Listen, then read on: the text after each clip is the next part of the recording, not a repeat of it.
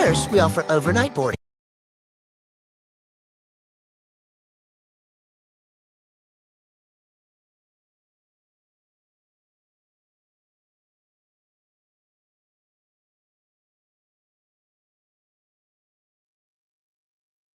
Provide them, make them wealthy. Because of what? Because of the consciousness that they project in the world. When you have the right mind, you can con people out of their wealth. You don't have to have any land if you're smart enough to talk other people out of theirs or take other people's lands.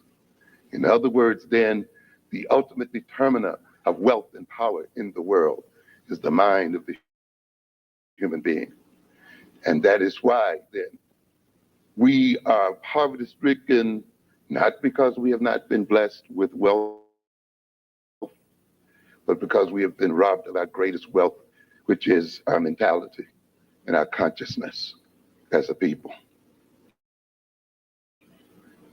We would have to be out of our minds to be in the condition that we're in today, and to be dealing with almost a total reversal of reality that we deal with today, where those who own least, who are given least by nature, are in control of the most, and those who are given most have the least. This can only occur when the minds of those who have least have been twisted and turned backwards, and their consciousness falsified. We are not a dependent people, even though we think we are. We've been made to believe we are. And yet, when we talk about our stolen wealth, we're talking about other people who depend on it. When we talk about our enslavement, we're talking about people who depend on our labor. When we talk about the $300 billion or more that we earn, we talk about people who have enriched themselves in terms of how we spend that money. People whose first beeline is to the poor African community in America to enrich themselves. We are still America's greatest wealth-producing population right now. The issue is not so much what we earn. For if we earn 300 billion, then we must produce trillions. Because in a capitalist system, you only get a fraction in terms of earning of what you produce. So we're getting paid 300 billion. We must be producing well over $1 trillion, which would mean, ladies and gentlemen, that African people in America have one of the world's largest economies. We marvel because a Mike Tyson earns $20 million for a fight without recognizing that if a Mike Tyson is earning that, the fight itself is generating $200 million. And yet we don't ask ourselves, where is the other 180 million? We marvel about some athlete earning 10 or 15 million a year. Well, if that's the case, then that athlete must be worth to his owners 100 million, $150 million a year. We don't ask ourselves what happens to those other hundreds of millions of dollars. We marvel about a Michael Jackson or someone else who's earned 60 or 70 or $100 million.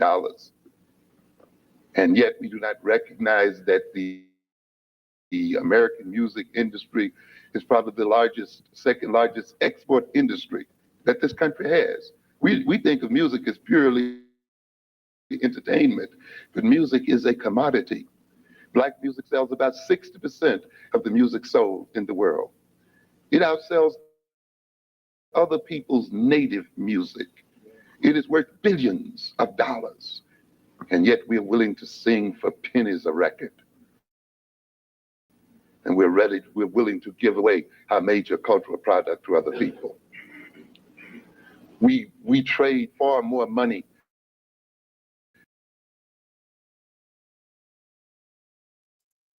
What is good, my people? We are live, back again with another live broadcast on the forecast. Back again. How you doing, Cassidra? Cassidra in the building. I'm good. How are Yeah. you today? Oh, I'm doing good. I'm doing good. Like you say, every day is a good day. Every day above ground. Ain't that what you So usually say? with that, Am I lagging or am I okay? hmm Can you hear me okay? I can hear you clear. Okay, cool. It's all good. It's like I think a second behind, but it's all right though. But you clear, Okay, I so was it's just all good. wondering if it was lagging. Yeah. So that's why I kind of get mixed up a little bit because I don't hear you talking for like another minute or two or a second. Like it take me like 2 seconds to hear you talk. Okay. You want me to come back out, go out and come back in and see if that's better? No, it's all good because we can roll with it because it's Okay. been doing it for like the last week or two. Maybe it's probably my computer and my stuff because it's been happening ever since Oh, my mic went out. I don't know what's been going on, but we back now. So that's cool. That's cool. It's all no, good. we definitely gotta yeah. What up, my brother Anthony? And yeah, if you come in here, my brother, let me know. If I don't see it in the back, it ain't on purpose. Anybody that want to come on here to discuss whatever it is. And I told you, consider it. This topic might get people Hey, they need to be fired wanting up to because I'm talk, telling you you what. know. And Yeah, I hope so. I hope so. That'll yeah, be a good thing, instead of just being in the hmm chat talking crap. Come on up here and talk crap. Let's make it interesting. You see what's going on yeah. in what, New York and Jersey, all that water? Isn't What's that that? crazy?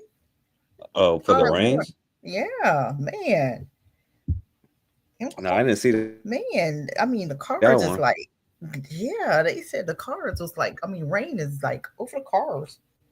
Right at the tip of the hood, like the head, the top of the cars. I'm gonna show you. I'm gonna send you a video. It's crazy. I'm like, I didn't know it was Yeah, raining like that down there. yeah. You could pull it up on your thing. Man. It'll be it's cool. Like we could definitely show it.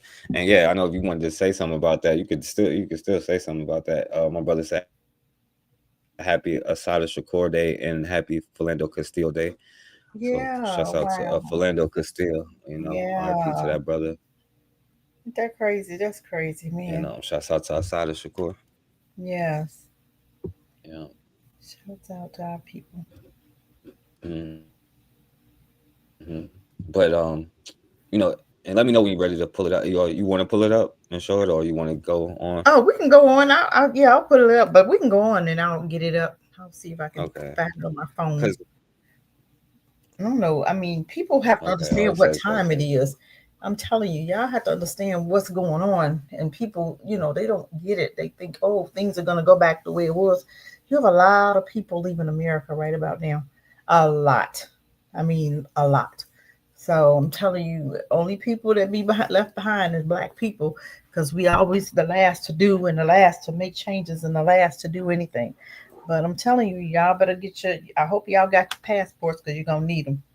I'm telling you, because Russia didn't already. What China? Did you hear what China just told America? Y'all gonna either get on board or you gonna disappear. What does that mean? That's what China just told America. So we better, y'all better keep your heads, keep your eyes open and your ears open, because this is crazy. I ain't never heard China tell America nothing. But China said that the other day, yesterday, matter of fact. I heard it this morning. So I guess it was yesterday. I guess with BRICS moving on, BRICS coming on, moving on forward, and China just told America, y'all better come on board or get left behind, wiped out. So I think we got some Yeah. decisions to make. I don't know about y'all, but I got my plane ticket. Mm-hmm. You know. I'm gonna do a video on it. I Yeah. think when it comes closer to my time, because I think it's November 3rd. I think. So Yeah. yeah, Yeah. we'll You talk. definitely should show that. Oh, Yeah, we're gonna talk yeah. more You about should. that. Yeah. You should definitely talk about it and show it. Yeah, I will. Yep. Um. So before we, you know me, consider before we get into it, I kind of be doing my foolishness, consider, Hey, do you and I want to show you enjoy this one. your show? Okay. Check this out. Another white girl. So I had to play this A one. white woman accused two innocent black men. White woman gets arrested. Now that's a twist. Mm. Put it up for a man. In Michigan, the St. John's police on Thursday arrested a 20-year-old woman who 3 days earlier claimed that she was the victim of an attack on a popular walking trail, the Lansing State Journal reports. Madison Mackenzie Wright faces 2 felony charges of false report of a felony. That's what I'm talking about. We've been talking about this since day one on Indisputable. This is according to, hear this story. Wright told the police she was walking by herself on the Fred Major Clinton trail just after midnight on Monday. Okay? This is late Monday. Quote, when she was confronted by 2 male subjects who approached her from a wooded area north of the trail, end quote. Wright said the men tried to grab her and added that one slashed at her with a pocket knife. This is quite an inventive story. She described the men as 6 foot tall. They were thin, wearing a black hooded sweatshirt, black pants, and they had black skin. Everything is black. Black, and black. Right? Reported the attack 12 minutes. So, and the thing is, she just made it up. It didn't even happen at all, period. Ain't that something? This is how these demons are. This is what demons do. They lie all the time. They just sit up and lie. Every time they breathe, they lying. About to get somebody targeted because she's a liar. And I hope they do bring, and this is what needs to happen when they start lying like that. They need to bring them up on charges. Seriously. I hope she went to jail. Mm-hmm. Yeah, well, I had to give them their daily. We'll see, but we got to give them their dose of the white girls. Yes. Because they love their white girls so much. So I just had to report it. Now I also want to hear what you think about this, and it's going to lead into the topic because we're going to get into y'all favorite topic because I know that's probably what y'all want to hear. But what you think about this, Cassidra? Now this is from in Jamaica. Or a Jamaican person. I think this is in Jamaica. But look what she's doing to her son. And welcome back to Primetime News. And a special welcome to International in the Cayman Islands and online at... This evening, we begin with a story that exposes a painful truth hidden where beauty is measured by shade and blackness is often seen as something to fix. In part 1 of Melanin Malice, brave 9-year-old boy who shares a story no child should have to tell. It's one where his mother is bleaching his skin because she says he's too black. Ramada Lyons has the details. Inside a grade 3 classroom, probably being asked about homework. But when the teacher saw this 9-year-old boy's face, the questions prompted were different. More serious. Yes. Are you bleaching? His response, alarming. My mother bleached me. She said me too black. Darker than his face, and his cheeks lighter. The boy, who says he likes to play Minecraft, feels as though his mother is crafted a hate mind. I don't think that others should make them children bleach. I told my mother I don't want it anymore, but she said it's fun. It took a bit the black them come off of my granny. He recalled the first time his mother rubbed the cream on his skin. He remembers the feel, the scent, and her conviction to make him bright. My face was kind of smooth. She said the reason why she do it because I was getting too black. I never like it that I was getting too black, so she put it on me and I started white. This violates multiple rights under the United Nations Convention on the Rights of the Child. Article 2. Every child has the right to be protected from discrimination of any kind, regardless of race, color, or ethnicity. Article 8. Every child has the right to preserve their identity, including cultural identity. Article 19. Children have the right to be protected from all forms of physical or mental violence, including abuse and neglect. Article 24. Children have the right to... In the meantime, the boy says his classmates have noticed. You carried me and the class outside to look about the shapes. Daddy told me that when I come out in the sun, my face was shining, but she said when I go in the class, it's up. I asked him where his mother would apply the cream, and he pointed all over his face, saying, on it. And when I come into school, it let me feel like my face I get too smooth and then I put my outside my face is I get They need to show his mom with her crazy self. What'd you say? They need to show his mother with her crazy Yeah, self. I'll hold. Let me finish the rest of it. Yeah, they ain't gonna show her. You already know she ain't gonna get on it because I want to hear what you got to think about this. issue to Dr. Rama, head of dermatology at Kingston Public Hospital and the National Chest Hospital. Outraged by the case, he stressed that children exposed to bleaching products are at risk because of the texture of their skin. During the developmental phases, their skin is thinner. And of course, if they start younger, they will have a longer duration of exposed compounds. Now, the popular agents used in bleaching are hydroquinone, steroids, mercury compounds, and different. All of them will have negative impacts on the skin. Long-term effects include the darkening of the skin. The opposite of the intended purpose of the effect is the thinning of the skin. At this point, it's more than just texture. Appearance is also affected. The skin looks very aged. Our teenagers, they look like they're in their 40s. And thin skin is not healthy skin because it limits the way the skin can heal. Now, as a cosmetic, I can tell you beforehand, when we're doing a surgery on somebody who was significantly thin with their skin because of the steroids, it limits. Now, God forbid that child has some trauma in his years growing up as a teenager and requires surgery or even less. It compromises. In part 2. So what you think about that one, Cassidra? That's disgusting.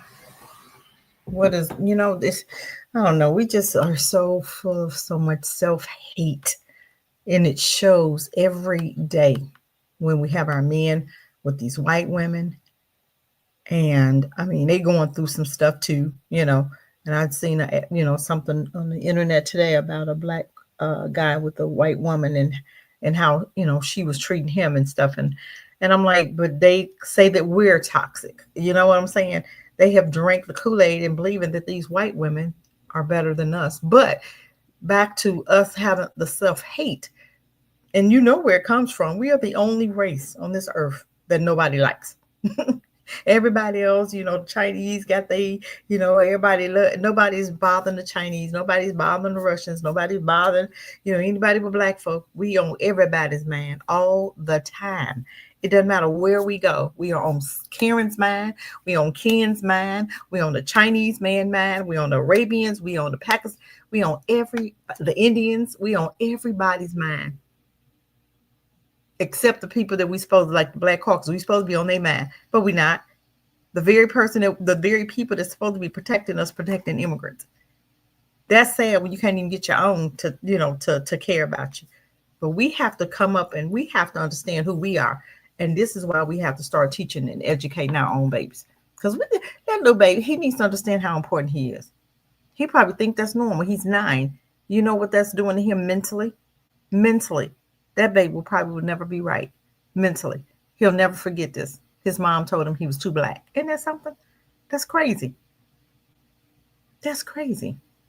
She's okay. If he too black, that means she too black because she's probably black too. So what? Is she bleaching her skin too, or is she just bleaching the baby skin? That's crazy. She needs to be in a psych ward. That's what I say. That's a mental. Yeah, That's a that's mental institution stuff. She needs to be in a mental health yeah. unit. But yeah, that's crazy. All right. Yeah, and that's the thing about it, because this whole conversation too, a lot of it leads to comes from a position of self-hate on all sides. Because we're not gonna act like it's like what I'm saying, but it's this self-hatred of blackness around the world because we look at it as I'm too black, I'm too this, I'm too that. Mm-hmm. You know what I'm saying? My brother Anthony came. Oh, what's going on, my brother? Hey, what's Yo, up, you can man? hear How me? y'all doing? Yeah, hey, can you hear me? Yep, we can hear Yeah, you. what's going on, my brother? What's going on? I'm doing fine. I'm doing fine. How y'all doing, man? How you doing, Cassidra? We are good. Good to see you, bro. Good to see you. Yeah. Like you said, it's good to be above the Yeah, ground, you so know. You But ain't yeah, kidding. man, what's going on? You I not hear said much, you. not much. Did you? you said it's good to be above ground. You ain't lying. Yeah, yeah, man. Everything good, man. You know, my mom been kind of going through a couple of things, this last week, man, and yeah, so I've been kind of stressed out over there a little bit, but everything all right though. Other than that, man, I just say it's good to be alive, man. It's good to be on the show, man. Yeah. Yeah, man. I hope your mom all right. I hope everything go good with your mom and all that. Prayers up for your mom, bro. Um, did you? Yeah, Yeah. yeah. What you But say, boy? did you see the whole thing? Did you see Yeah, I seen it, the whole man. I thing about seen the it. skin bleaching thing? Yeah, I seen it. I was listening at Yeah. it, What's man. I your was thing? listening. And it's just that internal self hate, man, that we have. This anti-blackness that we have among ourselves, and we know where it come from. You know what I'm saying? To be around them people. You know what I'm saying? And it's just man, I was just thinking about it too. Like I don't know if y'all been following this bullshit on social media about this old nigga Robert Griffin III, the former quarterback. Who's married to a white woman. You know what I'm saying? And going out of his way. He got this little beef with the sister, the young sister Angel Reese. You know what I'm saying? And he just going. It seemed like he just going out of his way, to be just to throw dirt on his sister. And then I thought about it for a minute. I said, you know what? That ain't well. It's him too. You know what I'm saying? Because his mind have been fucked up. But I'm saying at the same time, you know what? It's that white bitch telling them that shit too. You know what I'm saying? It's her telling them to say that shit about this sister. Like they had the picture of had her looking like some on social media, had the sister dressed up, looking like a gorilla. You know how they always try to call us apes and shit. When when you look at it, they the thin little motherfucker. The ones who look like apes and shit, who got more in common with apes. But they try to put that on us. But they had that shit on social media, and he had the picture up there. You know what I'm saying? On the one hand, he's trying to say like this is wrong, but I'm like, what the hell are you showing it for? You the only one showing it. You know what I'm saying? Because that white woman putting this shit in his mind is her insecurity. You know what I'm saying? Her insecurity that she putting off on him. You know what I'm saying? And he being the little old fool behind the white, all of the self hate that he got. You know what I'm saying? It's just a trip though, man. I'm just like, Didn't yeah, that Shaquille internal O'Neal say something? that self hate is something else, man. Didn't But Shaquille O'Neal yeah, say something though? yeah. But You hear me? yeah. Okay. Showed it. Shaquille O'Neal said he was gonna punch him in the face if he said one more thing about him. But but it just goes back to the subject to the problem that you just had, Bourgas, that internal self hate, man. I mean, I could even grow up. I mean, before I came into conscious, when I was a young boy, I can remember like I got a brother, my brother Andre. He real light skinned. But I'm saying And I can always remember, like my brother, like now he a year younger than me, but he always had the girlfriends. A lot of the girls liked him. You know what I'm saying? You know, a lot it was because of that light skin. You know, and my insecurity, you know, the internal racism that I had in myself came up because I used to be jealous of my brother. I'm like, and I go and look in the mirror of my damn self. Like, you know, I'm a dogger brother. You know, I mean, I'm way dogger than him. You know, y'all know how I look. But I'm just like, yeah, you know, when I think years later, when I thought about it, I was saying, see, that's that internal self hate that I had in my own self, thinking that I wasn't good enough. You know what I'm saying? So yeah, man, it's a trip, man. It's a powerful mental thing, you know, that we suffer from, man, that we got from them devils and shit when they started fucking with us and shit. But yeah, man, yeah, that's pretty much what I think about. That internal self hate is powerful, man, and you know, and that shit is so sad to see. You know, our people bleaching their skin and stuff like that. You know, our parents bleaching their children's skin. You know what I mean? That shit is sick, man. Yeah, I'm knock off right there, man. Yeah, and shouts out to Karma 804.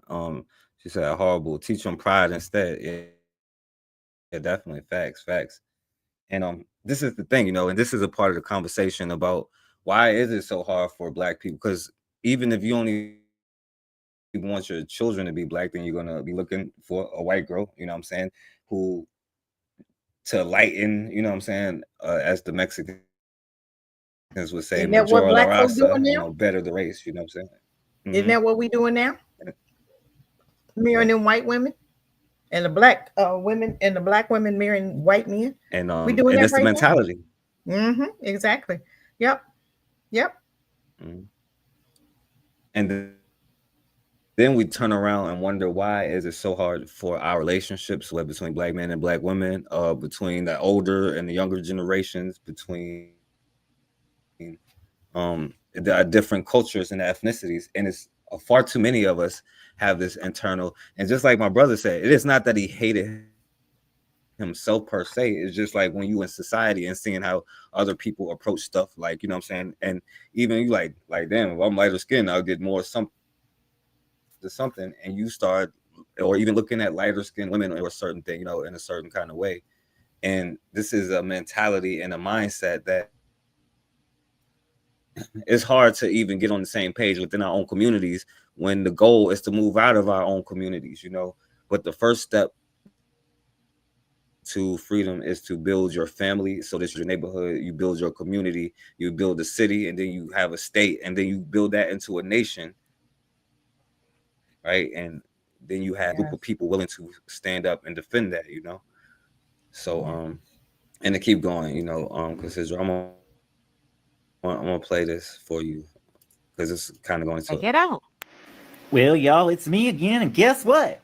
They are losing their minds over in was just on the alt MAGA TikTok or Twitter, and all hell has broken loose. They are on there shutting down, like they can't. And guess what? They still looking for the Black people. They're like, what? Well, where? What? Huh?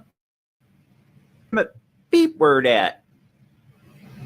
It just keeps getting more and more real. You know, he'd be saying, and they are doubling down. Well, the Mexicans are gone. Guess we need the darkies back. And there's a whole bunch of them in there right now, at this very second, and they're just justifying it. What? So basically he's saying you Negroes gonna have to get back out to them cotton fields and get back to work, is what he's saying. Consider,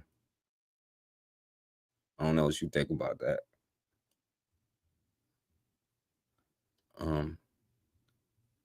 Let me see.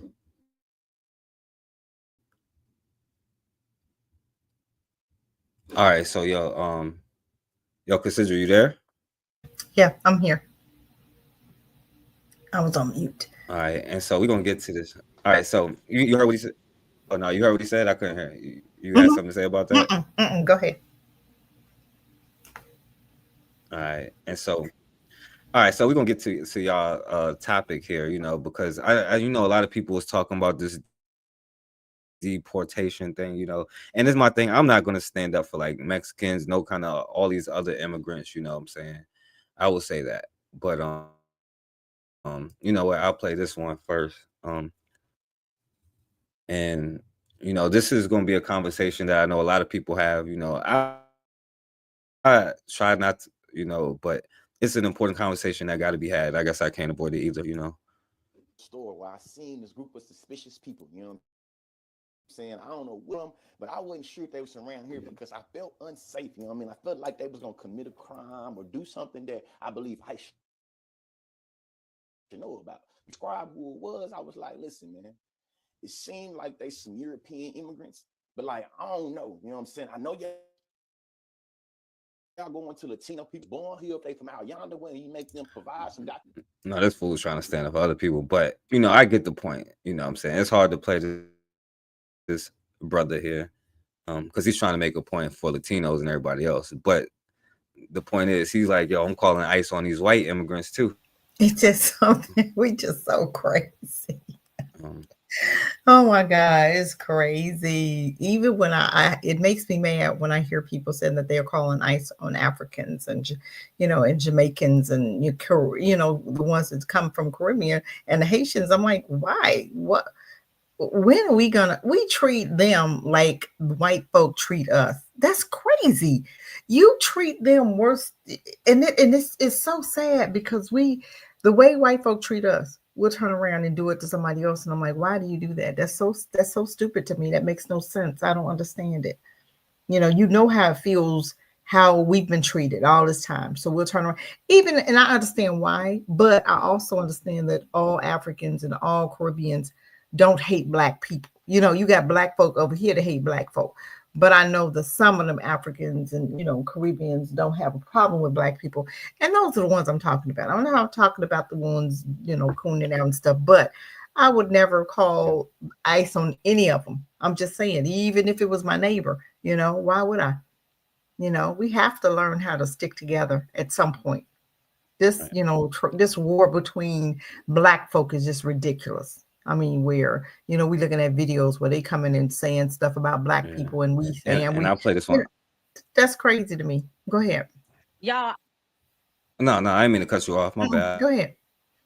I thought it keep taking a pause, but because if you have something to say, go ahead. Because I wanted to play this one because it's what you were saying. Yeah, go ahead. I just want to go ahead and hear that much. So I told y'all, I called him on my baby daddy girlfriend, but I did call on my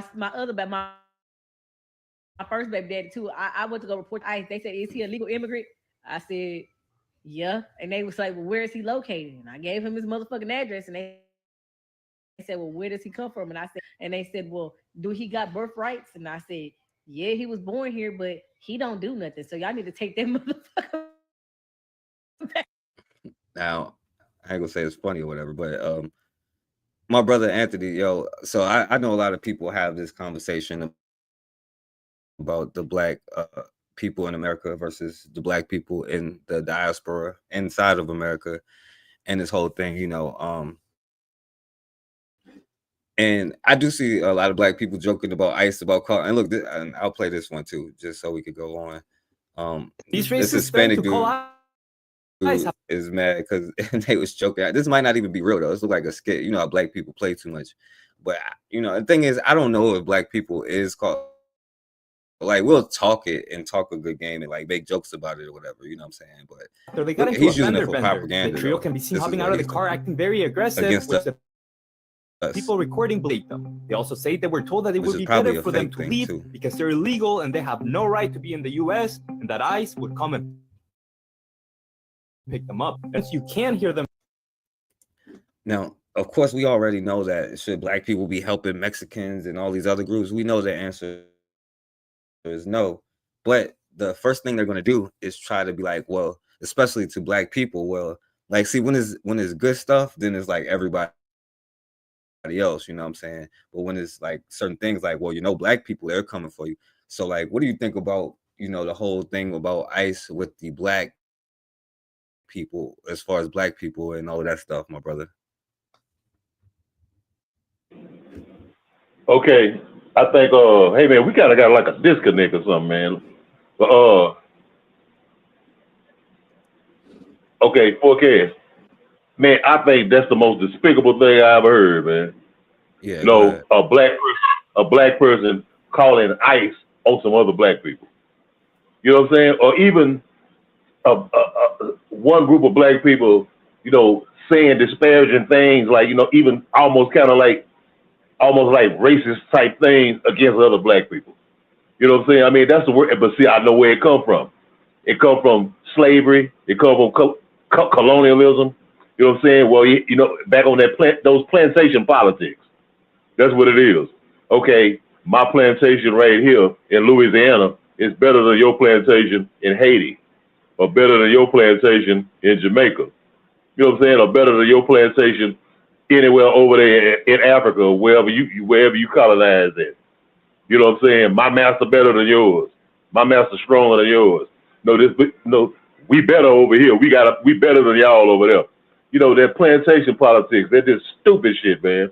You know what I'm saying? Stupid shit. It's just like, I mean, I put it almost like a black person at a lynching, helping white folks, you know, showing what a brother who the white folks were looking for. No, they going to lynch a brother, and a Negro go and show him where he hiding at. You know what I'm saying? And then when they go and get him and about to string him up, he's sitting up there laughing with them, and then they kick him in the ass and hang his ass too. You know what I'm saying? Because that's what they gonna do. No, okay, you something. Well, these other black folks, they ain't like us. They ain't like us.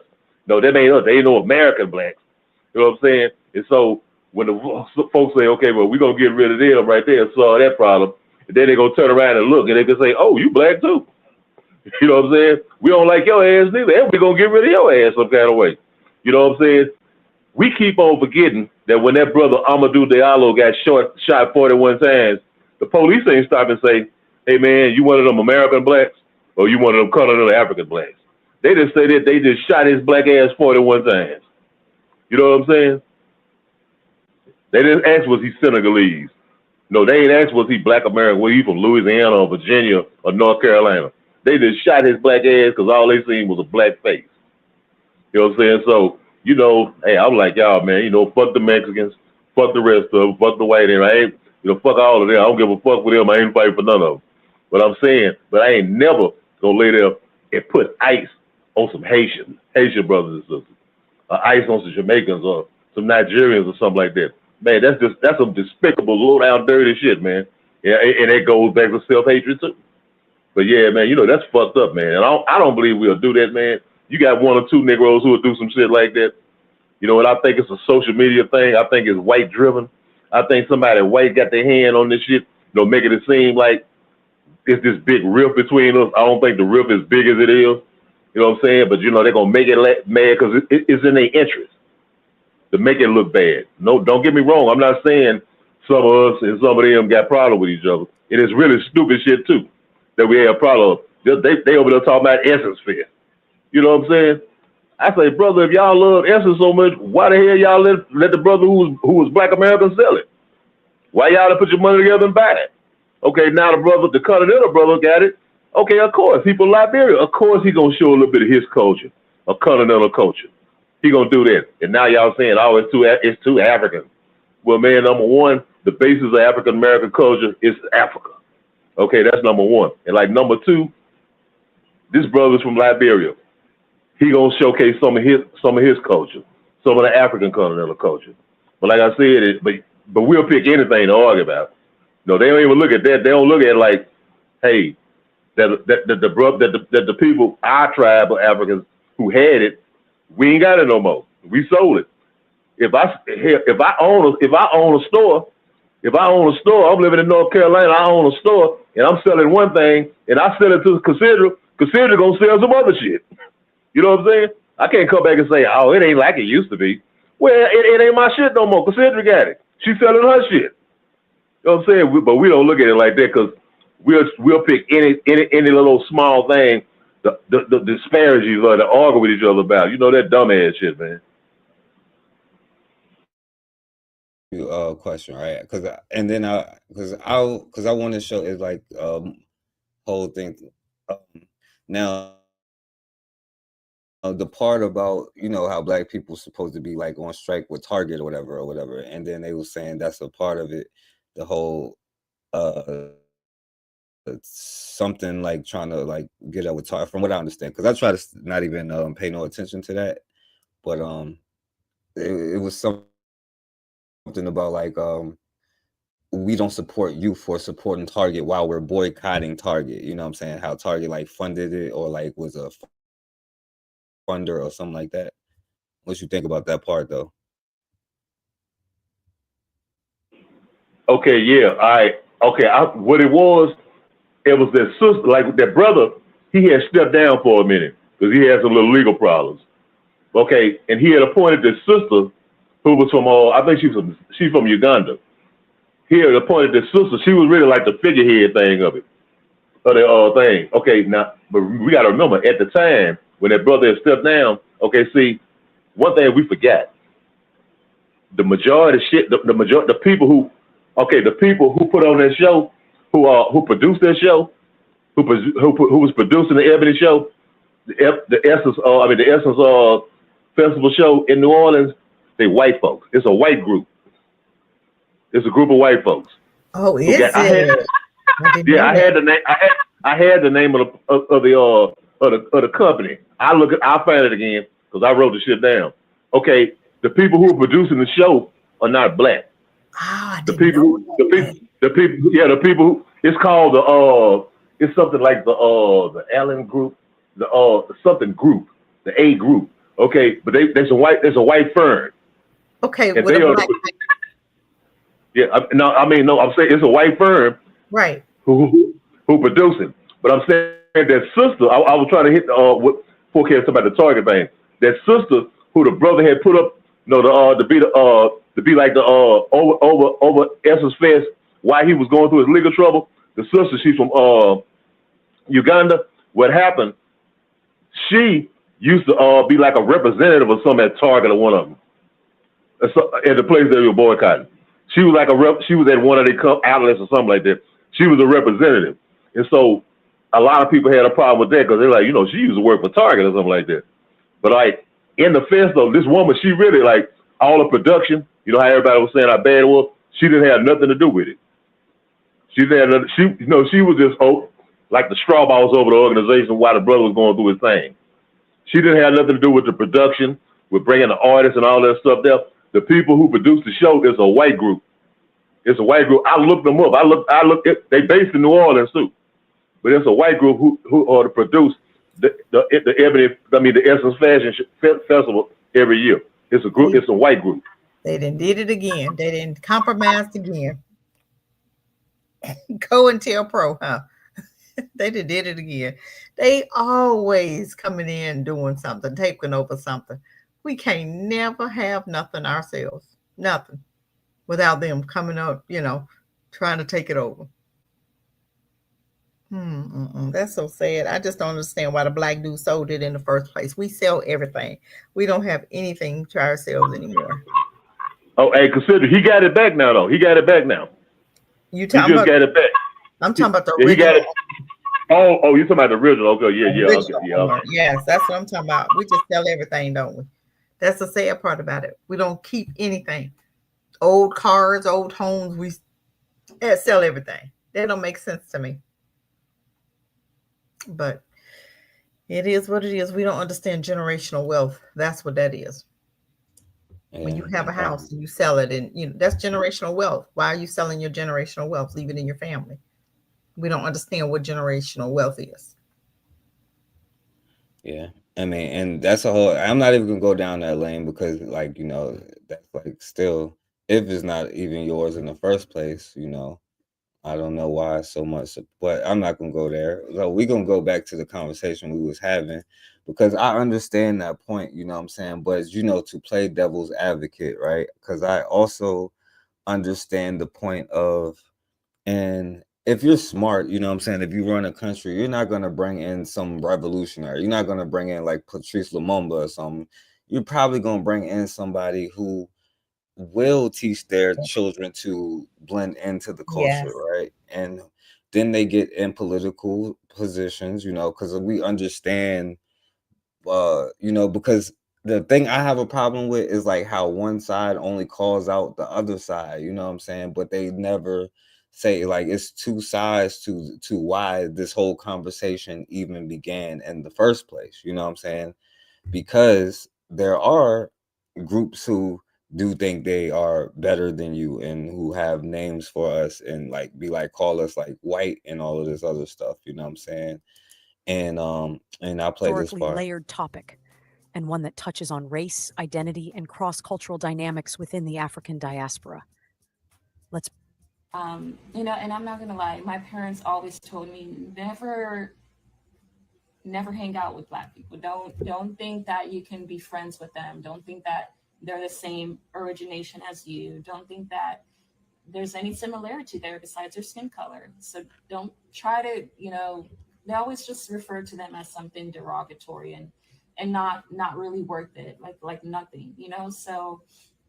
I wanted to know why exactly my parents, why my Nigerian parents don't like Black people. I mean, aren't we all Black? No, Ada, you are not Black. You are not Akata. We are Nigerian. We know where we come from. We are not waywards. Black people are so disrespectful. They do not know how to respect their elders. And what is this Black Lives Matter nonsense? Every single life matters. Foolish gods killing one another. Black Lives Matter. But you are killing yourself. Look at these Black teenagers having babies. 15 babies having babies. Pop, pop, pop, pop, pop, pop. Me with my mother being an American Black woman and my father being a Jamaican man from Jamaica, right? I can say that my father's side of the family looked at Black Americans a certain way. And they already had in their mind, whether they said it on social media or not, oh, Yankee this, Yankee that. That's been a real thing. We could sit here and make it seem like it's an illusion, but like my parents are both from Grenada. They came here in the 80s and 90s. So what he was saying about how they think that Black people are lazy does like resonate with me because I've heard that a lot. A certain way, if you just have the right degrees, if you're just kind of, distance yourself in a way from Black Americans, you'll be safe, you'll be fine. Just love everybody. Growing up, being raised to be very proud of being Haitian American, there was also for me, as there were for many other Caribbean people,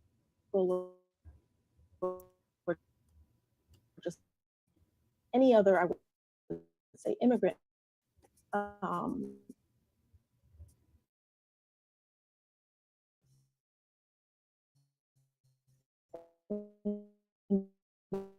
Individuals from immigrant populations. This also. What's going on, Rob? What you think about that, Cassidra? Man, this is crazy. I'm just like, I don't even know what to say. It's sad. It's so sad. It's so disgusting. Because I'm gonna tell you, I had a student that came in today, right? We like and the he's Black American. That was very, is she still talking? That was very common.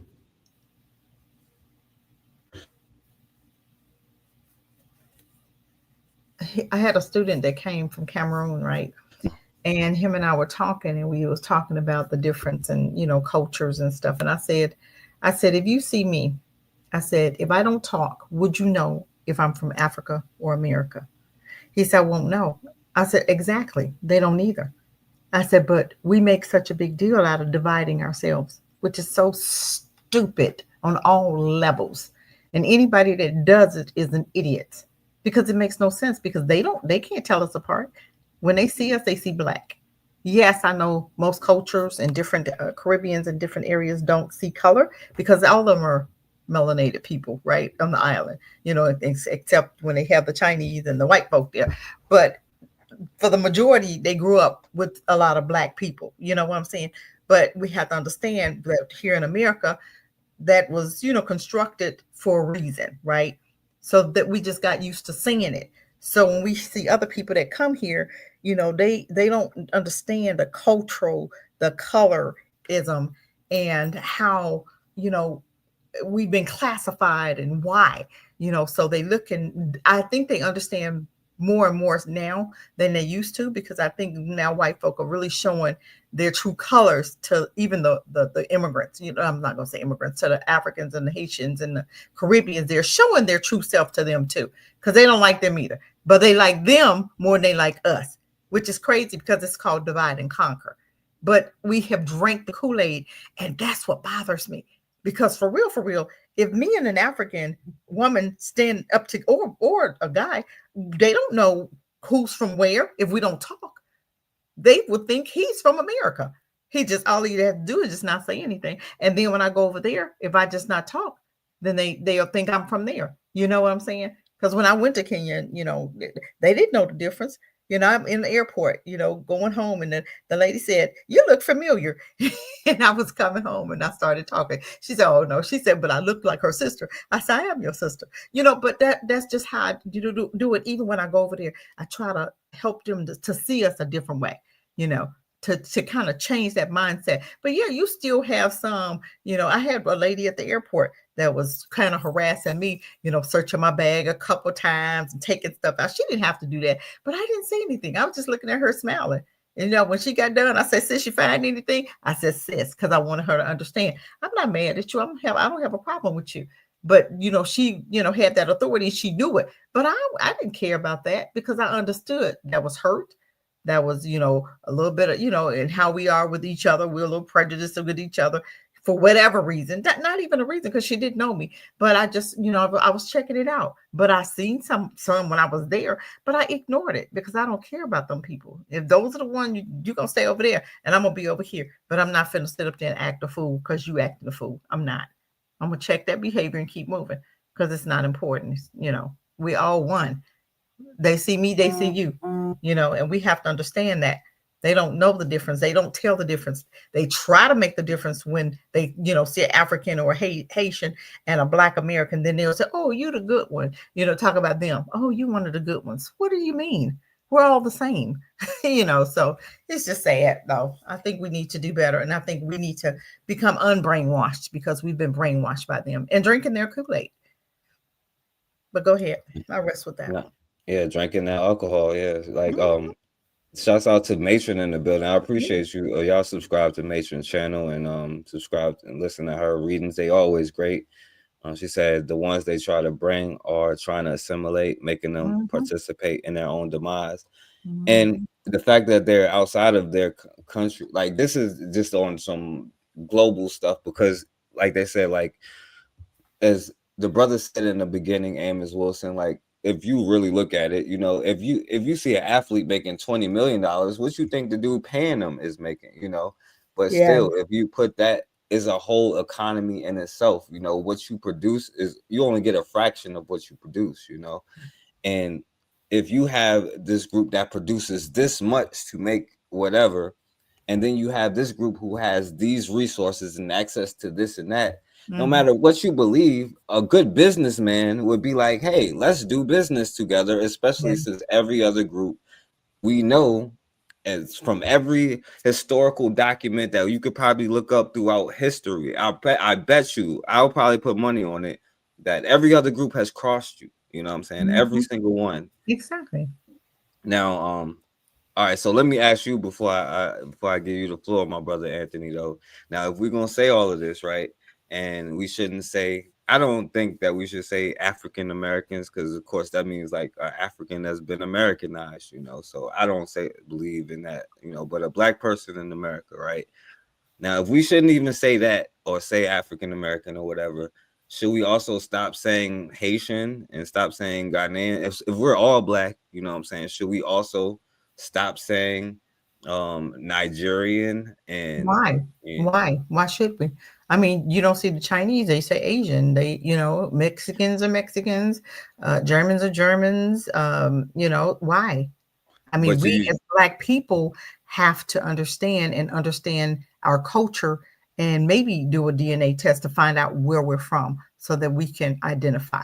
You know what I'm saying? Because for real, DNA don't change. If our, you know, like I said, if our ancestors came from there, we're still, that blood is still there.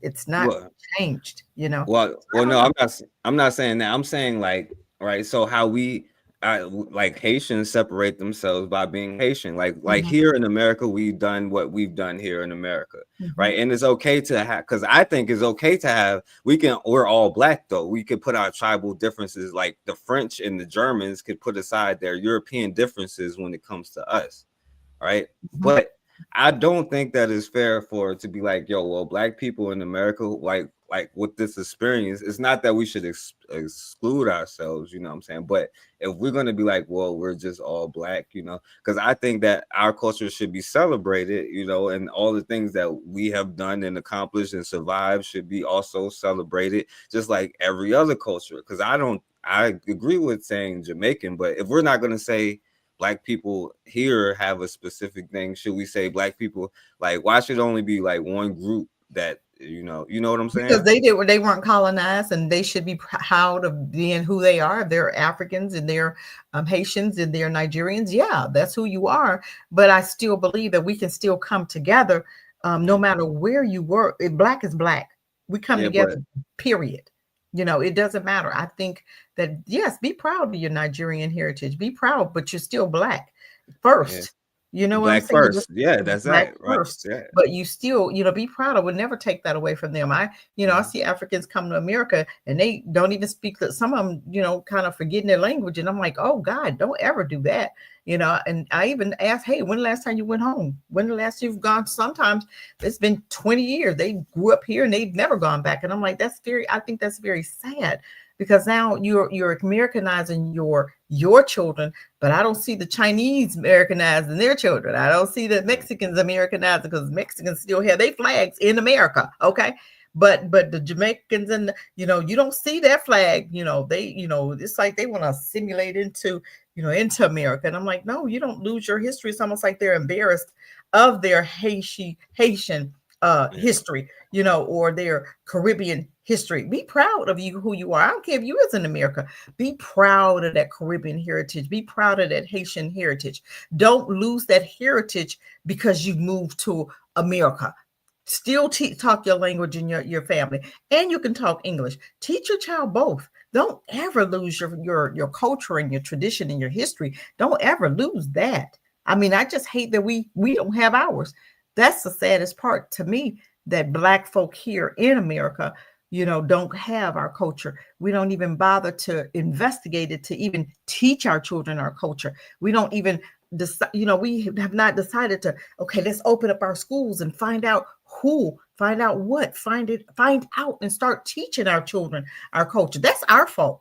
That's not white folks. I mean, white folk did it, yes, but now do we have to continue it? We don't have to continue their tradition of how they brought us up. We can do this thing different. We can have our own schools. We can teach our own history now. You know what I'm saying? So this is our fault when we've separated ourselves and start calling ourselves Black folk, because that's the name they gave us. So it's up to us to do what we need to do so that we can be proud of our heritage. Because you got Black, we it's all kinds, Haitians, but be proud of your heritage. Yeah, I agree with that. Now, and I will say, like, yeah, like they intentionally cut off, like it was important for us to not know our history in order for the system that they needed, you know what I'm saying? But like at the same time, though, if you think about it, like before the French and all of that, like Haiti and Dominican Republic is one island, but the Black people there separate themselves because they're Haitian and Dominican. And Dominicans don't even like the Haitians, even though they're Same both Black. island. That's the saddest thing. And The it's the same same island. They have separated. Yep. Because they're Haitian, so like so it's Haitian and like it's Mhm. okay to have like your Haitian culture and your Dominican Republican culture, but I'm saying if we're going to talk about getting rid of like the thing, like isn't that what a part of like you know what I'm saying? Like No, I'm sorry. I don't agree. And maybe you can go into more details on why they should forget why. I mean, because we don't know ours. You don't want them to know theirs. no, No. why?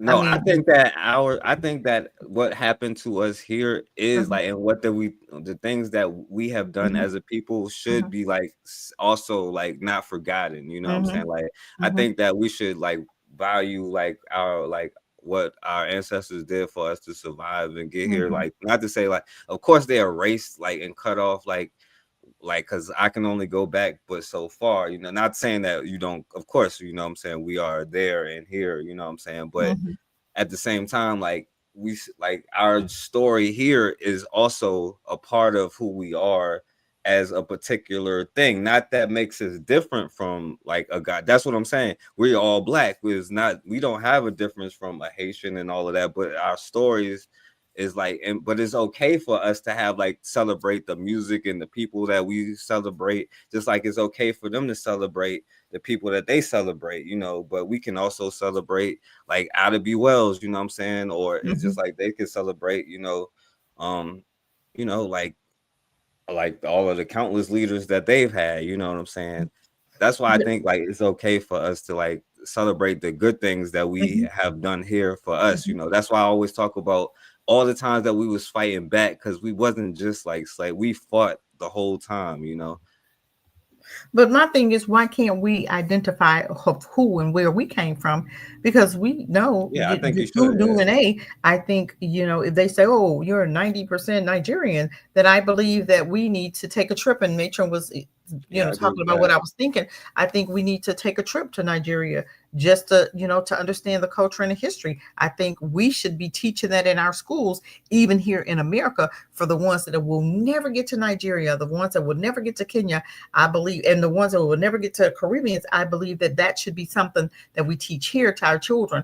Okay, you're part Nigerian, this is their culture. You're part Haitian, this is their culture. This is your culture. You're part Caribbean, this is your culture. I believe that that should be something that we as Black people here in America need to start teaching our children. First, finding out the DNA and talking about the difference in the cultures. Just talking about it. I think that right there would take our children to another level as far as education wise. Right now, they're learning all kinds of stuff that don't even interest them, because who cares about the American War? Who cares about all this, all this stuff that they're teaching our children? That's not important, because they don't teach anything about us. They're not teaching us the Nigerian traditions and the African traditions and the Haitian. You know what I'm saying? We know nothing about our brother and sister. That's why we feel so alienated from them, because we know nothing about them. But once we start educating ourselves into the different cultures, that'll bring us closer. That's what I believe. I could be wrong, but I believe that would bring us a whole lot closer.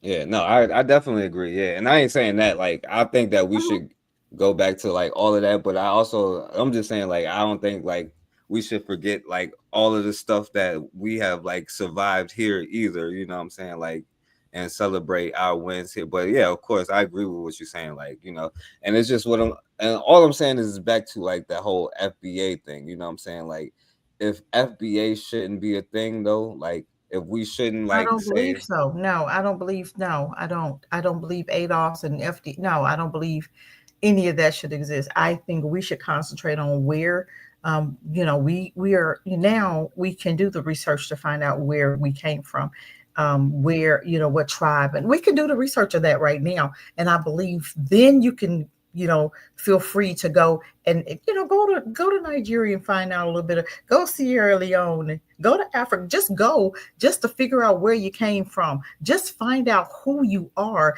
And I think that is the problem with us today. We don't know who we are. That's why we can stand and say we're Cherokee and we're this, and some say we're African and some say we're not. And so I've never seen so many Black folk deny who they are. I would never deny slavery. Never. I don't care what anybody say. I would never, because I see the results of it. I see the results of Willie Lynch. I see the results. We can look at Willie Lynch and understand, and I believe that white folk paid somebody to, like Dana, what's his name? Dan Calloway.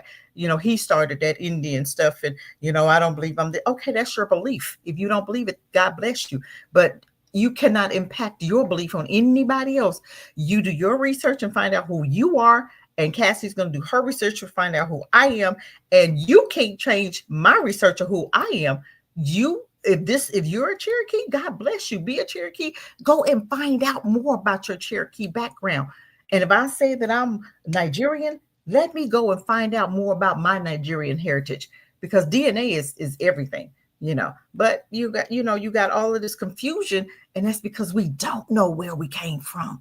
So if somebody holler, "Ooh, let's do something different," woo, woo, woo, we Indians now, okay? Then next 10 years we're gonna be, what did Jesse Jackson? He changed us 20 times, didn't he? In the 80s, we were black book, we were Negroes, we were everything, okay? But why don't we do the DNA? And I do believe in the DNA. I do believe that. How are we going to find out? How else are we going to identify and understand who we really are if we don't do the DNA? I think that's what we should be doing. I do believe that. And they cannot sell that stuff to anybody, but I do believe that that's necessary now so that we can understand and do the history as far as who we really are, where we really came from. Yeah, and before I say, I'll read this. Mason said, and then I'm gonna let my brother speak, and then I'll say, the Jews are a case study in maintaining your culture. They sponsor a trip to Israel for everyone that wants to go. They spend money together. They have their own schools. They maintain culture. And Ross said, your lineage is out of Africa. If you're born in water, does that make you a fish? He said, all of history is true. All of history is not true for you.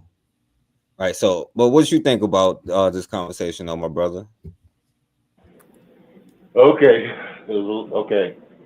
Well, number one, I'm gonna start with this right here. Well, hey, first of all, I agree with Cassidra 100%. FBA ADOS, that's some bullshit. That's some shit that people like brothers and sisters like us don't even entertain it. Cause see, that's 100%. That's 100% house Negro plantation shit. These Negroes not even fight. Look at Tariq them. I remember Tariq used to wave American flags and stuff. You know what I'm saying? So that I'm no longer ashamed of waving American flags. This is some house Negro plantation shit. Yes. That ain't got nothing to do with brothers and sisters like us. You know what I'm saying? That's straight garbage. Tariq Nasheed is a phony is a fraud, a phony, and all that shit. That ADO shit is bullshit. That's bullshit. We should never even. Matter of fact, we should never even bring those names up on this show. That's number one. That's garbage. Okay. Number two. Okay. You talking about us celebrating our culture right here in this country, everything that we did here as African people in this country. 100%. Did anybody say we shouldn't? You know what I'm saying? I celebrated to the fullest.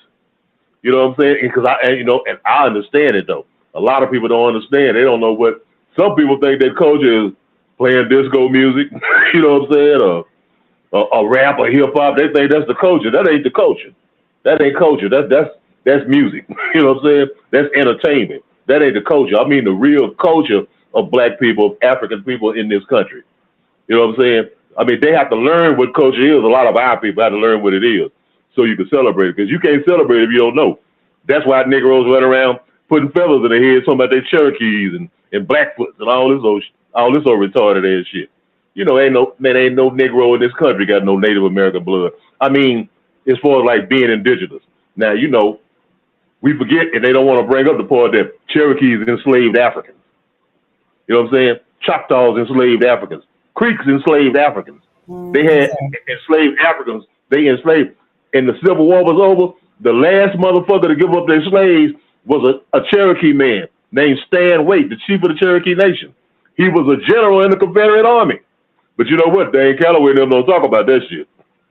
You know what I'm saying? Because then they got to explain, well, who are these Cherokees? You know what I'm saying? Now, you was a Cherokee slave, my nigga. That's what you was.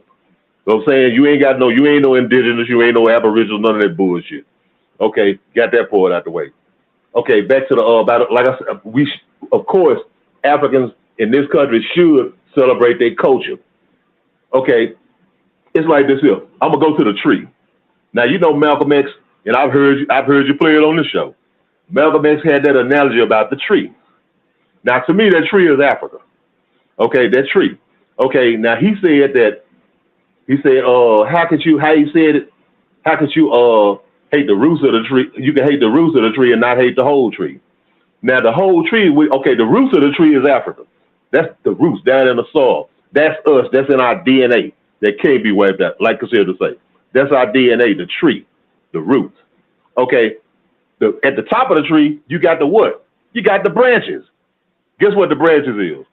The branches is, I'm just using the term even though I don't like it. The branches is Black Americans, African Americans. That's one branch of the tree. Another branch is the Haitians. Another branch is the Jamaicans. Another branch is the Afro-Brazilians. Another branch is the Afro-Colombians. You know what I'm saying? The other branch is other African people in the Americas who were brought here and enslaved in the Americas from all over Central America, South America, the Caribbean. Those are the branches. And the other branches, those other branches are Nigerians, Ghanaians, Black South Africans, Kenyans, you know what I'm saying, Sierra Leoneans, Liberians. All of those are the branches. Branches of the tree, forecast. They different branches.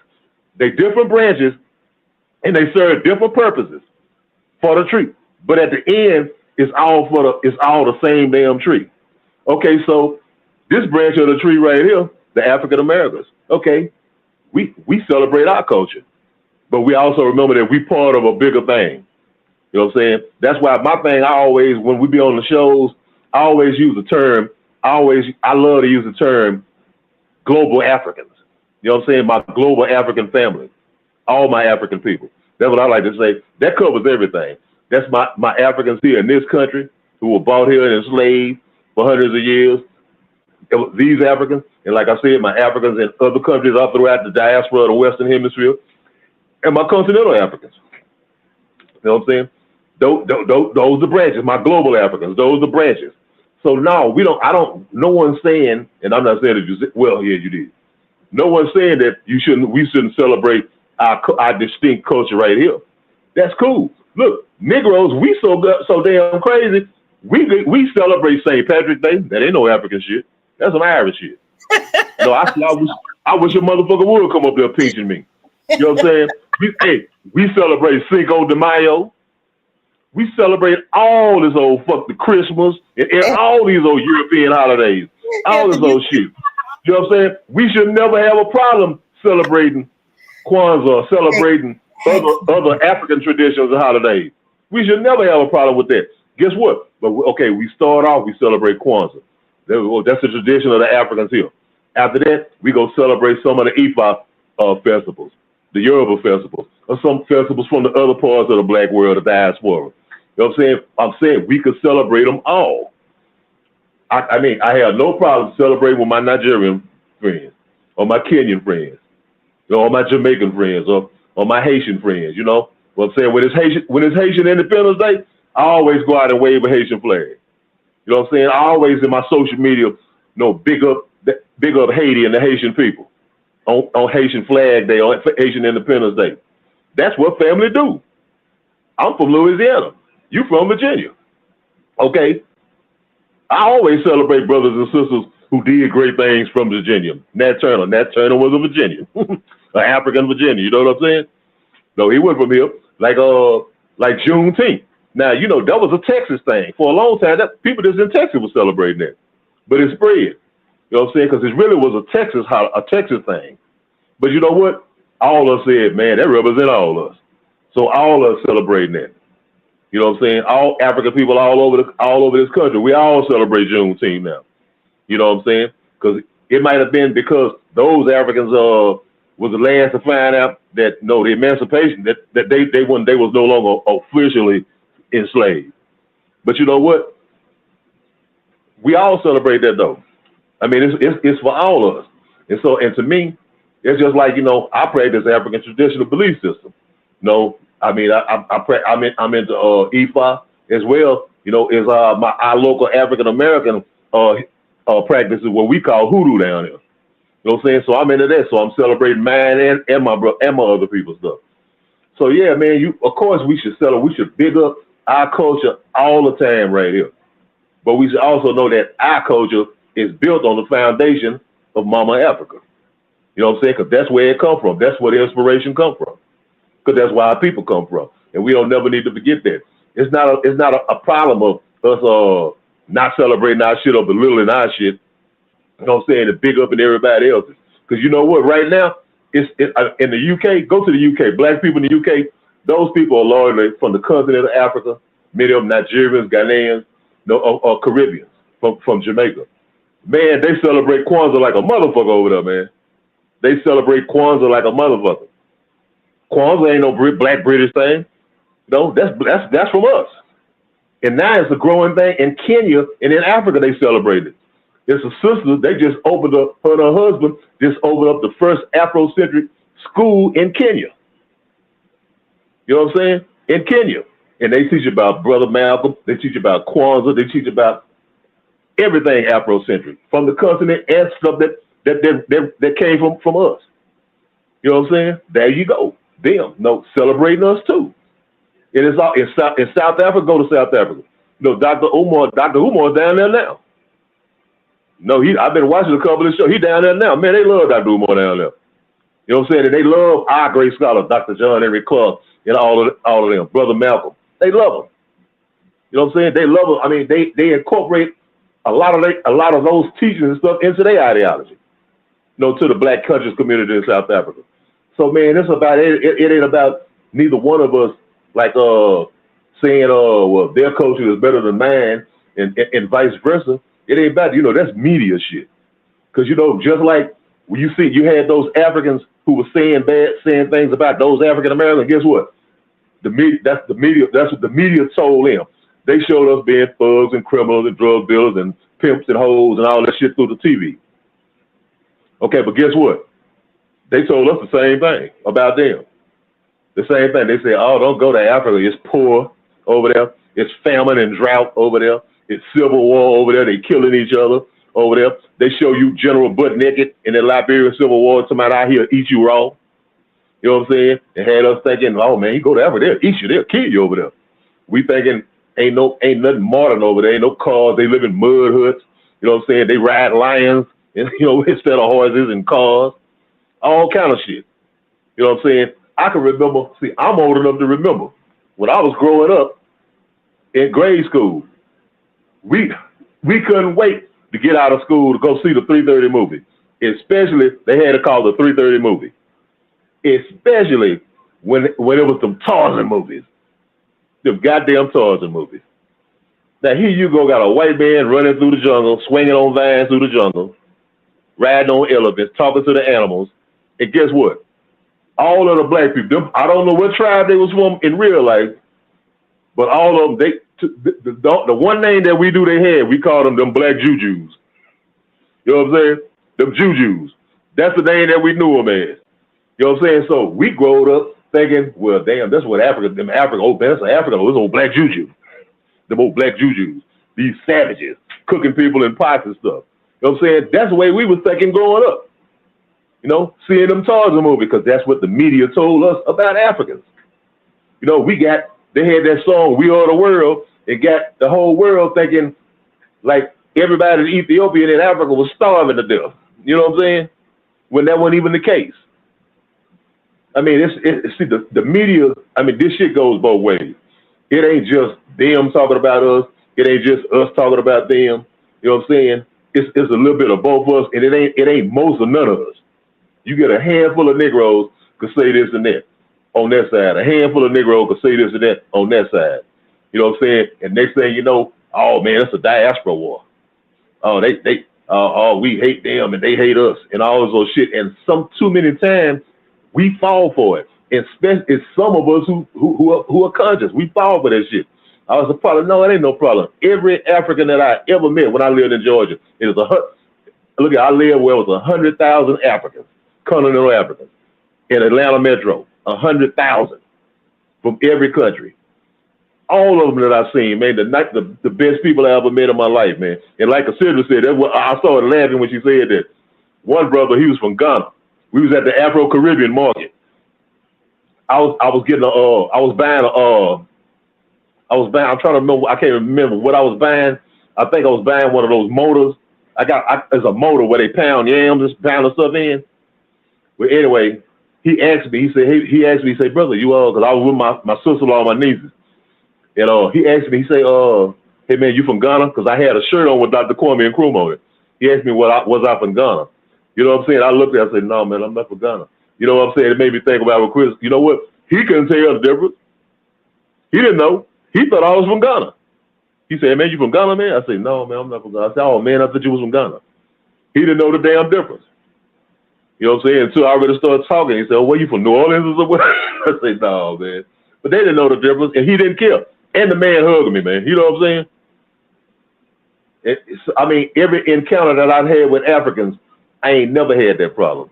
I got a CD right now called Fatal Lies, some of Fela's music from Nigeria.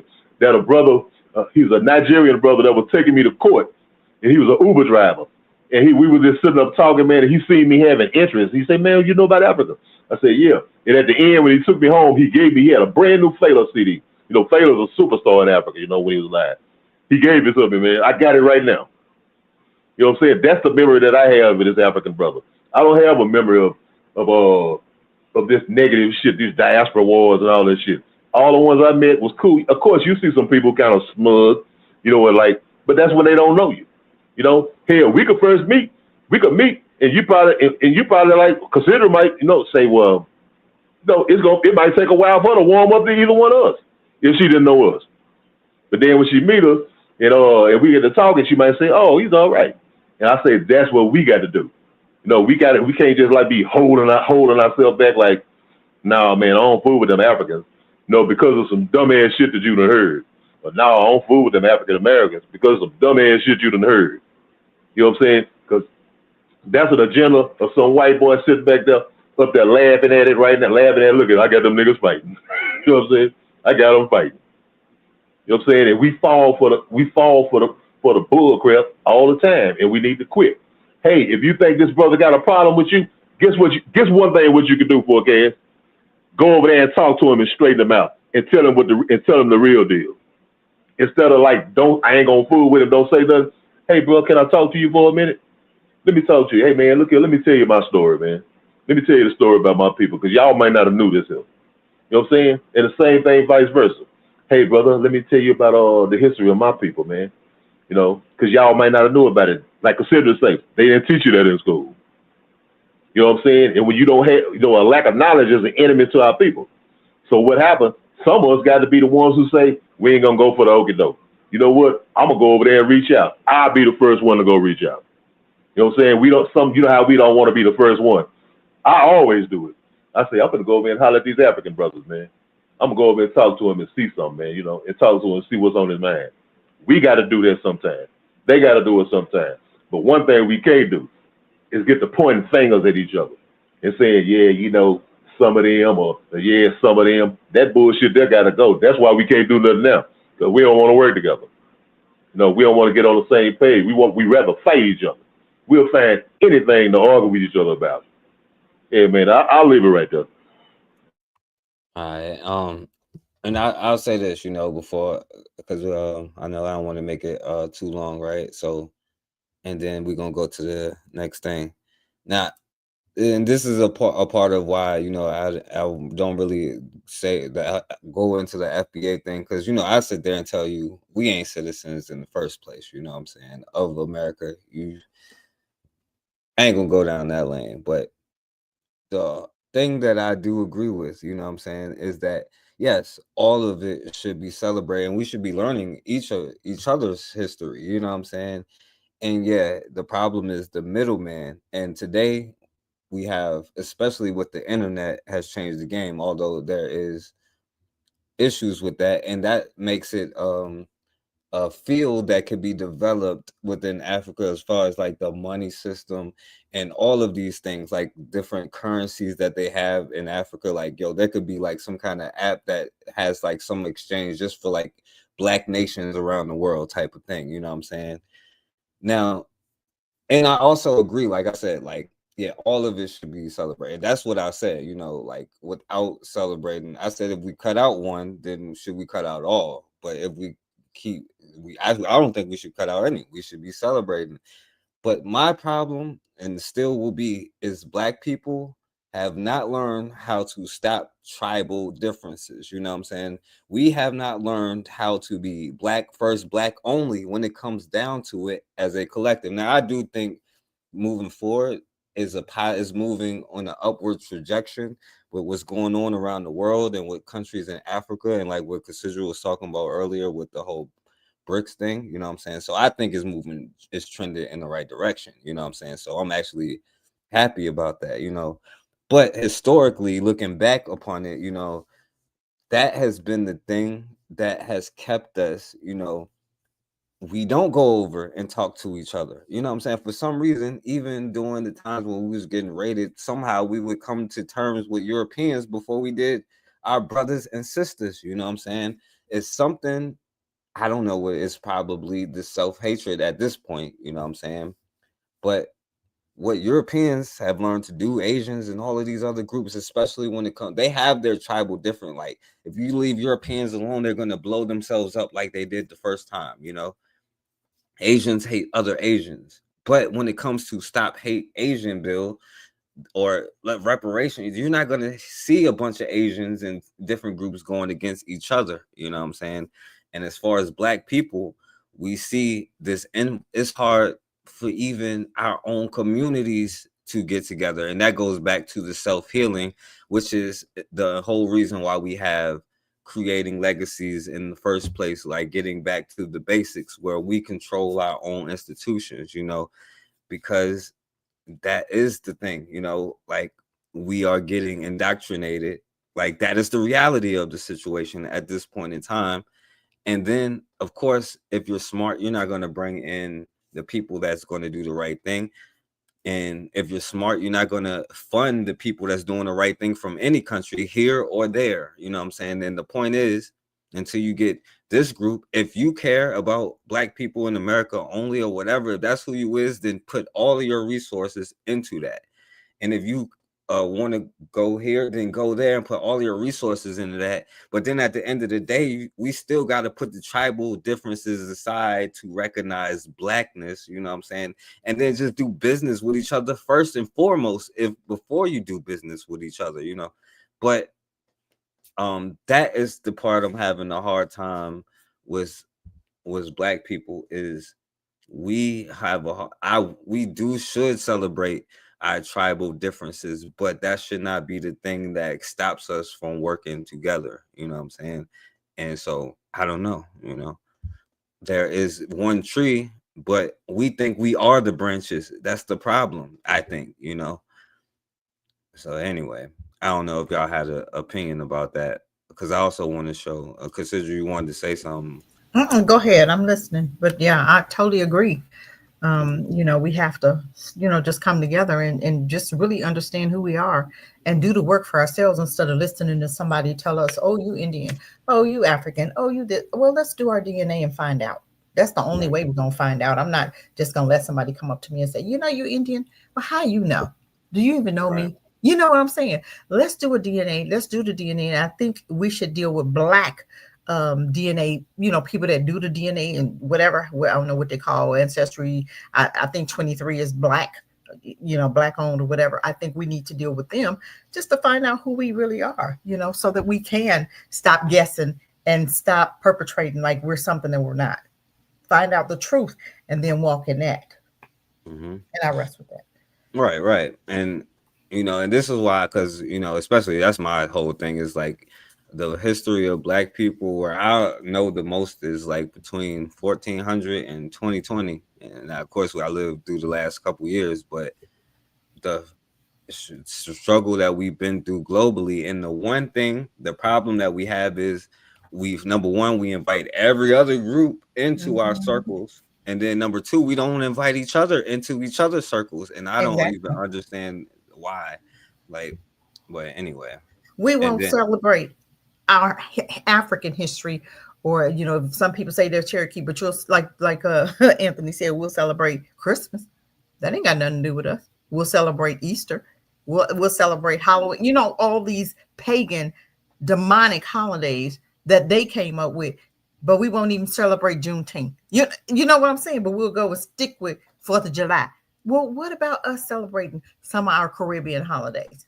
What about us celebrating some of the Haitian holidays? What about, see, that's how you come together and start learning each other. Then all of this animosity and all this stuff that's in between us won't be, because we're learning from each other. Because half of them don't even know what happened to us here in America. They weren't taught that. You think them crackers gonna teach them? Yeah, we beat them. We beat the hell out of them. We raped them. We killed their babies. We slept with their kids. We cut the babies out of their bellies. We fed them to alligators. You think they're gonna tell them that? Half of them don't even know the history that we went through. They just say, hey, they think we were over here being treated really well. And as you talk to them, they begin to understand and they go, wow, they did that. You mean you didn't know? No, they didn't teach them that. And I found that out because I, went to Africa and I was talking to a lot of people and they said we weren't even taught that. They never taught us that. Now that the internet is there, now they looking it up and they're understanding now. But before, they thought we was over here having a party. They thought we was over here living it up, living large. But yeah, I rest with that. Go ahead. Mm-hmm. Well, yeah, and so I'm gonna show this, and then we can get back to the Haitians that was in Brooklyn that happened.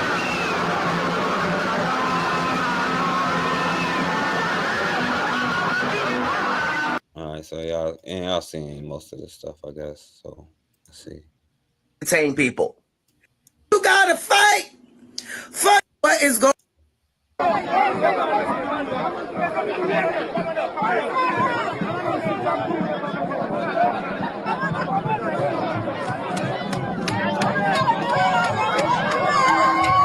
Okay, I seen that. Watching and do not forget to. Rather give. Are you serious? Do you know what Haitians mean to that flag? Do you know what Haiti means to Pan-African? All I got to say is, listen, I don't know if it was you saw black people on the internet talking shit saying you thought it was about to be division, but if you walk in the neighborhood and you see that flag, okay, that's the whole diaspora coming at your ass, okay? Please understand that when and no matter everything that we still saying and what black people, when you actually look into reality, right? You see when the Haitians did this, you see black people celebrating.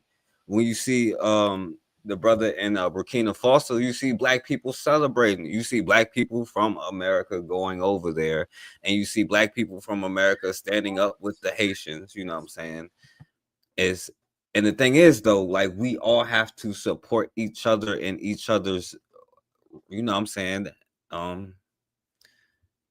It is what it is. It's because it can't be like when the police see us, then we all black. But then when we doing something great, well, I'm an African American, I'm a Haitian American, I'm this, I'm that. No, we all black or we all not black. You know what I'm saying? That's what I'm saying. It ain't no when it's a bad time, because I get that point. Like when you say, my brother Anthony, like, yeah, because when they see us, we all black. But like, yeah, and every other time we are all black, right? You know what I'm saying? Is that the case? Yes or no? And I know my answer is yes, but if enough black people don't get that, but until you educating black people, black children from the jump, but see that, as soon as you see that shit in any location and you think you're about to bring a little ice shit, heat melt ice. You know how hot the diaspora is connected to the continent, okay? Listen, I've not checked the verification of this video, but watching that shit. Who, unfortunately, admittedly, has never been to Haiti. I have a lot of family whose immigration status is student visa, green card.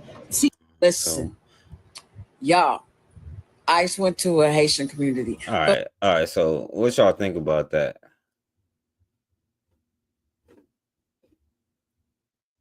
What you think about that, Cassidra? You talking about the lady that's getting ready to talk about ICE going to a Haitian community? I think it's disgusting.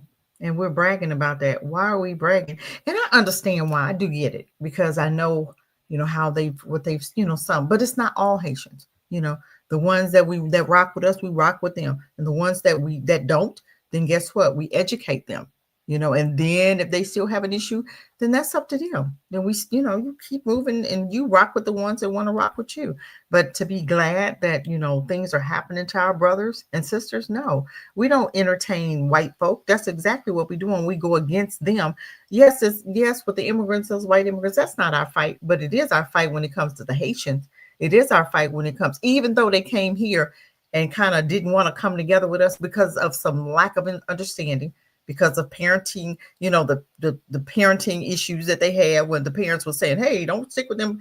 And we went to school with Africans back in the day, and they didn't want to play with us. We understood that, and we understood why, but it's up to them now to come together and get educated, just like it's up to us to come together with them to be educated also. So it goes both ways, because we got some stuff that we were told about them, and they had some stuff that they were told about us, but we know who told it. So let's break that stuff down and let us come together and educate us so that we can tear their shit down. You understand what I'm saying? Because when we come together, they're going to get scared. All these niggas coming together. I'm sorry. You know what I mean? All of them coming together. What? You mean to tell me, we just sowed that seed and now they coming together? Oh my God. That'll scare the hell out of these white folk in America. If black folk and Africans and Caribbeans and Jamaicans and all these people, all of us start coming together and coming together on Saturdays and having these block parties and having these parties to understand who each other's history, to understand where you came from, what happened in your family, just to get to know our brothers and sisters. I think that right there, a lot of animosity would be solved. I think that divide and conquer, it wouldn't be anymore. But we don't want to step out and do it, because you hear Africans and Caribbeans, and one lady was so adamant about all Black Americans. I hate y'all. And I felt so sorry for her. I'm like, you don't even know me. And you're sitting up here saying you hate me. You don't even know me. And I feel very sorry for her, because that's the lack of her understanding. And I think that's ignorance. Now, somebody like that, we could educate her. If she get it, she get it. If she don't, she don't, because she could be very dangerous for us, because she would turn against us and work for them. So I'm not, you have to have wisdom, but I think the ones that want to rock with us, let's rock. Yeah. I'll say this, right? Like, I used to work with this African from Ghana, and and if I talk to you, people generally like me and they're cool, they'll talk to me, but he ain't gonna lie, he was like a cool brother, but he was cool they with all me, are. I had and one too. like now he would like just ask me questions. He'd be like, he's just everything baffled. He'd be like, yo, why do you be like, I feel you? You know what I'm saying? Because like when I say something, it moves you emotionally. You know what I'm saying? I feel that on the level, but he just didn't understand. But the problem is though, like he would have like kind of animosity towards other Black people. But like when the white woman come over there, all 52 teeth be showing. Boy, Lord have mercy. Ooh, white anything, honey. White man, white woman, when they come from a different culture, boy, they can't get enough of them white folk. And I'd be like, are you serious? 52. Oh my God. They would drop talking to you and walk over there to them. I had a guy that was from Sudan that did the same thing. He was, and he talked bad about Black folk. I had to educate him. I didn't get mad at him. Sometimes I wouldn't. Some days I'd be like, look, I can't take you today. You going on over there, work over there, and I'm work over here, because I couldn't take some of the stuff that was coming out of his mouth. But then once I got used to him, I began to educate him, and then he started asking me questions, and we kind of came together and became really good friends. I'd ask him questions about Africa, because I told him, I said, I'm going, and he was teaching me Swahili. It was just amazing at the way we came together, and we was beginning to teach each other. It's a beautiful thing when we can do that. Instead of having so much oomph against each other, let's come together and start loving on each other and understanding each other and understanding what the culture, because he screwed us in the four corners. Now you got Black Mexicans that don't like Black folk. You Black yourself, dummy. You don't like Black folk, but you got Black in you. That makes no sense to me. You got Black, you got Black Asians, okay, who may not like Black folk, but you're Black yourself, So I think we have to come together and educate each other, and it's time to do that now. And that's my thing, because and I'll say this, because I said before, everybody got mad. I'm not as hard on the coon, because I understand. I know they're dangerous, of course, but I'm not gonna give a pass because they're like, you still showing off 50. You will know good enough to show off 52 teeth to this. Exactly. So it's still just as dangerous. But my thing for some people, and even some brothers that listen and come on, they will give a pass to some brothers who have the coon tendency and give that a pass, but not this certain thing a pass. No, all of it is like, we got to call out all of it when they do dangerous things. You know what I'm saying? It's not some people getting a pass or whatever. And my whole thing is like, I don't know. No passes to coons. That's all I'm saying. Period. Like the ones who are that, you know what I'm saying? And you can tell the ones. I can sniff them out. I can sniff them out. You already know when you first meet him, oh my God, that's a coon. And I when I distance myself, I'm just because I already know that person. Sometimes there is no talking to them.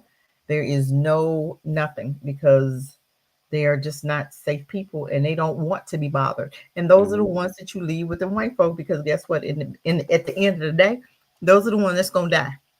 Right. They're gonna die. And that's all I'm saying. I do have a problem with when we giving passes to some now, and my brother Anthony, I know you can agree when we showing negative stuff about this traumatized Black people here. We can easily show that about any other group, but we shouldn't do that, to exploit, what I'm saying? Because some brothers who has like at least like Cassidra has programs to help out the youth who has been through things, what I'm saying? Yeah. So when we judging us by these groups of people and not giving them a pass for being the traumatized people that they are and not making opportunities for them, like we could easily do that for anybody else, but that would just be all I'm saying is giving passes and all of that stuff, like some brothers even that be coming around here do, because Cassidra ain't gonna give nobody a pass. You know what I'm saying? I know she ain't gonna get nobody a pass. I ain't even got it. I know my brother Anthony ain't either, but I'm the one that get passes. Y'all give me a hard time. Oh, you give a pass sometime to the wrong people. I don't know. What you think, my brother? Okay, I think that first thing I seen that big thing in with the Haitian brothers and sisters, and they was kicking ICE ass. Yes, they was. they was whooping their ass, and I think it made me happy. I loved it. I say and I think that the Black people who you see criticizing it, they criticizing it not necessarily because I'm gonna tell you why they're doing it. Because you know what? Because they're jealous. They saying they had the nuts enough to do it. You know what I'm saying? Yes. They had the nuts enough to do it. You know what I'm saying? And why, like a lot of times when I'm just saying on those sometimes when shit happen and we'll just like, the hands up, we'll march, for a few days and whatever, and then shit'll go back to I'm gonna make a better example. When we see a brother getting his ass whooped by the police, jumped on by the police, you know what I'm saying? And motherfuckers pulling out cameras taking pictures. You know what I'm saying? Somebody should have been throwing a brick and hit one of them crackers in the head. Yep. You know what I'm saying? Or some real tough brothers who will whoop my ass. You know what I'm saying? Who will whoop your ass, who will rob you, but won't do but nothing. won't bust a grape against that police who over there kicking his brother ass. You know what I'm saying? That's what I'm talking about. Well, see, them Haitians said, okay, they coming to get us, and they probably said, man, fuck that. They said, fuck that. And they had ICE scared. You know what I'm saying? They were scared. And I think that some people seen that shit, and they was jealous. They was jealous of that. Yeah, these motherfuckers bucks. You know what I'm saying? I mean, the person who was jealous of it, I'm not saying us, I'm saying, but the person who was jealous of it was the motherfucker who ain't gonna never do nothing. You know what I'm saying? Who gonna sit up there and watch? It ain't no goddamn way I could watch the police hem you up for a case, got you over there, beating you up, roughing you up, foot all on your neck. I couldn't do that shit. You know what I'm saying? I say, man, this is my day. I gotta go to jail or some shit gonna happen. You know what I'm saying? It's gonna happen. I couldn't watch that shit. To me, that's some coward shit on my part, on our part when we do that. Watch them kill a man. Eric Garner, his anniversary was just a couple of days ago. You know what I'm saying? Well, his passing. You know what I'm saying? People sit up and watch that man get killed. You watch George Floyd get killed. You know what I'm saying? Okay, when we call that, we got to call that shit out. You know what I'm saying? You gonna stand up and watch a brother get killed. You kidding? That's not for all Black people. I'm saying for the people who was there watching it.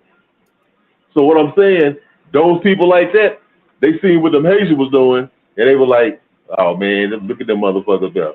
You know what I'm saying? And with all the shit they talking, well, them Haitians said, fuck it, we ain't going for it. We gonna fight back. You know what I'm saying? Okay, about the pay. Okay, I get it, man. You talking about the passes and shit. I get it, man. No, that's it. Yeah, I was thinking about it. The passes. I was thinking about it, man. But I say every time I see whenever I see some coons over there on the other side of our family, man, across the ocean, whether they're from the Caribbean or whether they from the other parts of the diaspora or from the continent. You know what I do? Just so I don't just get that mindset that man, all of them do. No, I always think about Jesse Lee Peterson. You know what I'm saying? I think about the shit he say. I think about Candace Owens. You know what I'm saying? I think about these type motherfuckers also. You know what I'm saying? So I'm saying we got coons on both sides. We got coons on both sides. That you call them both out though. I ain't talking about you. You call them both out though. Yeah, but what I'm saying is just like, man, like I've been on shows. Y'all already know it, man. You trying to start no shit. I be on shows That was sometimes. slowly, bro. You fell for it too. No, I'm gonna do it. But sometimes I be talking to people, and I be like, in my mind, I be like, man, look here. If I was near you, I'd bust you upside your motherfucking head. You know what I'm saying? I mean, for some of the dumbass shit you say. You know what I'm saying? But man, it come a time, maybe because I'm getting older, man. It come a time where I like, man, I don't have the energy to argue with these motherfuckers no more. You know what I'm saying? Some people gonna have the mindset they have. They want to be Captain Saber for white folks and shit. And with all that other shit. And then sometimes I just like, okay, man, I ain't gonna start no argument on nobody's program. You know what I'm saying? Because that ain't the kind of thing. You gonna have people with different beliefs. But like, you could best believe in my mind, I'd be like, man, some of these Negroes just too far gone, and you ain't gonna reach some of them. Maybe one day, Hey, be they'll careful what come you to. say, bro. Hey, I was messing with you just to get you to say this, but don't be careful what you say. I was trying to make people mad. Don't fall for Yeah, my foolishness, bro. yeah, I know, man. I mean, but I like some. I mean, hey, if you listen to some shows, sometimes I go in on their ass on the show. You know what I'm saying? I mean, I go in on them, because it make me sick. One thing I can't stand is when somebody pretend, and I'm a keen observer. I mean, I've not listened to somebody for a few years, and you start off telling me like you're a Garveyite and black nationalism and all of the stuff that we talk about, and then but slowly but surely over time, I hear your conversation. I say, man, this nigga ain't nothing but a coon. You know what I'm saying? But I be hearing it the first time they talk. That would be blowing me. Because Sidra the only other person, and then y'all call both of us racist. But Sidra the only other one I seen with that power. You can see the first time they talk, and I be saying, bro, like, and then y'all give passes all day long, but then y'all get mad at me for saying, and yeah, well, I don't Sidra, get mad. I don't get mad. That ain't me. But I'm just saying. Like I say, hey, a little bit more. This couple I got on my head, I call names out.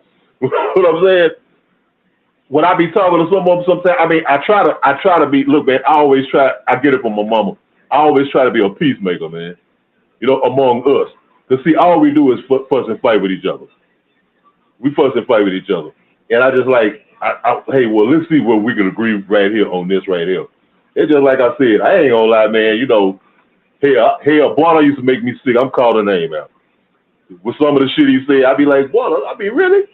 But then, I chilled out for a minute. I say, let me just listen. It's more than one way to shit. And black steel too. All of them, with that socialism shit. That shit used to drive me nuts. I just want to say, get the hell out of my face. But you know what I'm saying? And I try to be more understanding, and listen to everybody's side of the story, and they good brothers and everything. But, I just have to remind you, I say, man, what we talking about is black. We talking about Pan-Africanism. We talking about black nationalism. We talking about race first shit. We talking about, that's what we talking about. You know what I'm saying? And anything else is something that's gonna take us away from our goal. You know what I'm saying? We on the road to independence, man, the freedom for our people people everywhere. And we can't be having all these intersectionalities and this shit and that shit and that shit that we got to sit up here and argue with about. You know what I'm saying? Because that ain't nothing but some Negro stalling tactics. No, that's some shit to hold us up from getting what we want to. And I think that sometimes, and now I'm not saying those two brothers, but I'm saying a lot of times people like to step in the way to stop progress, to stop you from doing what you're doing. You know what I'm saying? Because they be having another agenda and shit, man. But yeah, man, Go ahead, man, because I'll be the I'm gonna start. stop you. I'll be the start of the whole shit. I'm gonna stop you right there because we got Cassidra on. This is a Cassidra show. We gotta wrap it up, and then but I will say this, I am not gonna give you know what, I'm gonna just go to the next thing. All right. So I appreciate what you're saying, you know what I'm saying? And I'm not gonna even say certain things, but at the same time, because I don't even know like particular people or whatever. But all I do know is that sometimes we do give passes to certain people and we focus on one side. And when all of your information or all of the stuff that you put out is like against another black person, I get a certain point, but when all of your information is against another black person, that's another red flag that that person probably has some clone energy, you know what I'm saying? And there's a lot of people that be listening in the chat and not saying nothing, you know what I'm saying? But if you look at your history of like what you talk about and it's always about another black person, then you may have some issue, and you may think that they're wrong and all of that stuff. But if every single thing you talk about is some negative stuff about black people, then you got to look into the mirror sometimes, you know what I'm saying? Because at one point do you focus on what needs to be built, you know what I'm saying, on what needs to be done, as opposed to all of these other things, so it's not that hard to spot out that clone energy, you know what I'm saying?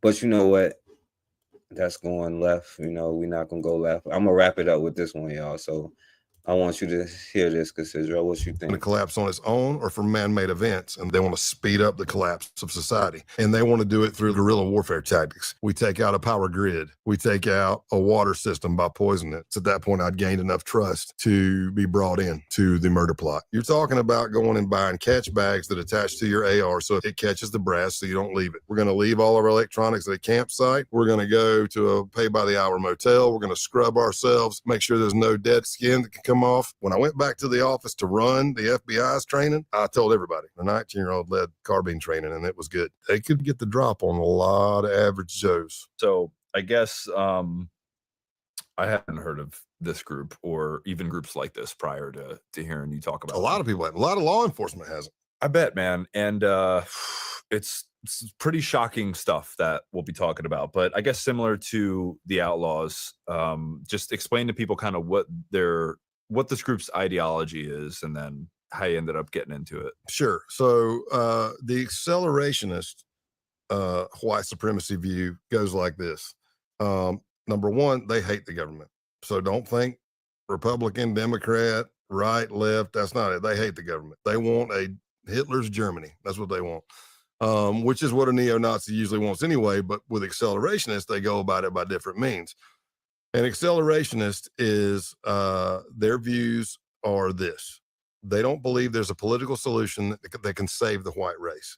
They believe that society is going to collapse on its own or from man-made events, and they want to accelerate. They want to speed up the collapse of society, because in their mind, when the collapse of society happens, then they can come in, clean house, and have their own ethno-state. That may not necessarily mean the entire United States, but I can tell you that when I was in the base, my cell, CELL, was looking at property. My cell and the Maryland cell were looking at property in the Appalachian Mountains. There was a Northwest, Midwest, Detroit, out of Detroit area in Michigan. They were looking at property in the Upper Peninsula of Michigan. The Pacific Northwest, they already had property. The leader of the base had property in the Pacific Northwest. So that kind of compound idea, we run our own thing. We are our own doctors and everything. Again, not a lot of afterthought on some of that stuff, but that's the idea. And they want to do it through like guerrilla warfare tactics. You're not going to see an accelerationist out on the street. Now, mind you, they have every privilege in the society that you could possibly have, and this is what they want.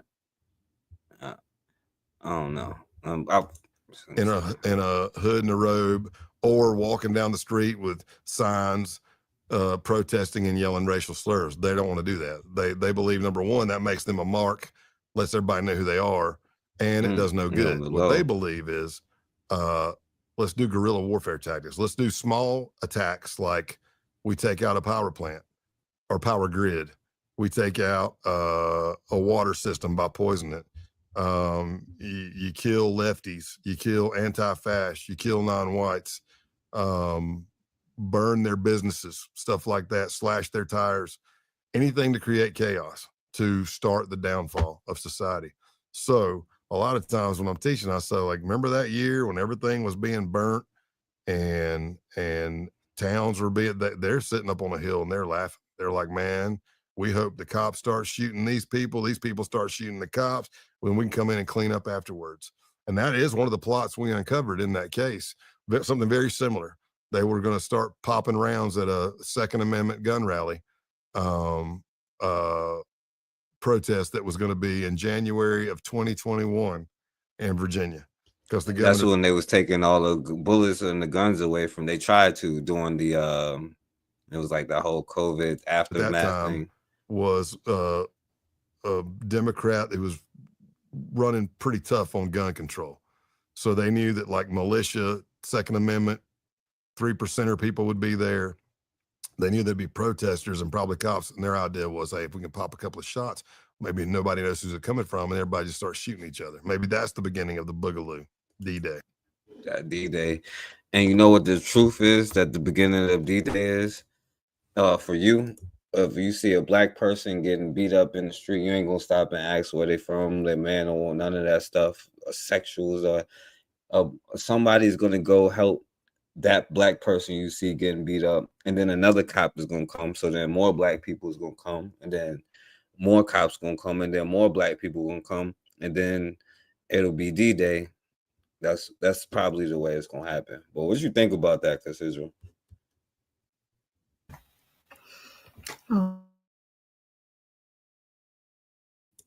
You went back on mute. If you talking. Oh, there, yeah, okay. Well, you know what? They telling you what they're planning. These people are crazy. You just have to be careful, be aware, know that it's going. I do believe that it's coming. I do believe that it's going to be a race war. I believe all of that. I believe that they're planning it. So we have to act accordingly. We're not going to have to start it, but we're going to have to finish it. And I do believe that Black folk have so much pent up energy right now that we ready. We ready, no matter what they think. And they're telling us what they're planning. So we have to take that and run with it and understand that at any moment, any second, any day, anything could pop off. Just be ready. You should not be leaving the house without your candy bars. I'm just saying. You go, it go. Leaf blowers, whatever you want to call them. Just be ready. Because they're telling you what's coming. And I rest with that. Yeah. What do you think, Anthony? Yeah, absolutely, man. I mean, and that's not new. These fuckheads, they've been doing it. Hey, look here. I can remember back in the days. This is one of the things that kind of helped form my consciousness too, man. It contributed to it. It's one of the things. I remember I was about 23 years old. You know, back then, I was a wannabe goon back then. Doing bad shit to my own neighborhood. But I remember I was looking. It was this show. They had the Discovery Channel back then, and I was looking at this show. It was about these white separatists, these white separatist groups. One of these groups was called the Order. I don't know if you ever heard of the Order, but anyway, this group was called the Order. Now these motherfuckers used to rob armored cars and get like 1.2 million, 1.8 million, get money off of it to buy guns and to finance their campaigns and shit. And I remember this group, they had a whole plan to assassinate Farrakhan and other prominent black leaders to start the race war. Okay. Then this guy came out, I can't remember his name. He came out with a book called The Turner Diaries. It was like the blueprint to the oncoming race war between the blacks and whites. So I started looking into that a little bit, and I come to find out, I say, man, it was like they got right now today, it's about 800.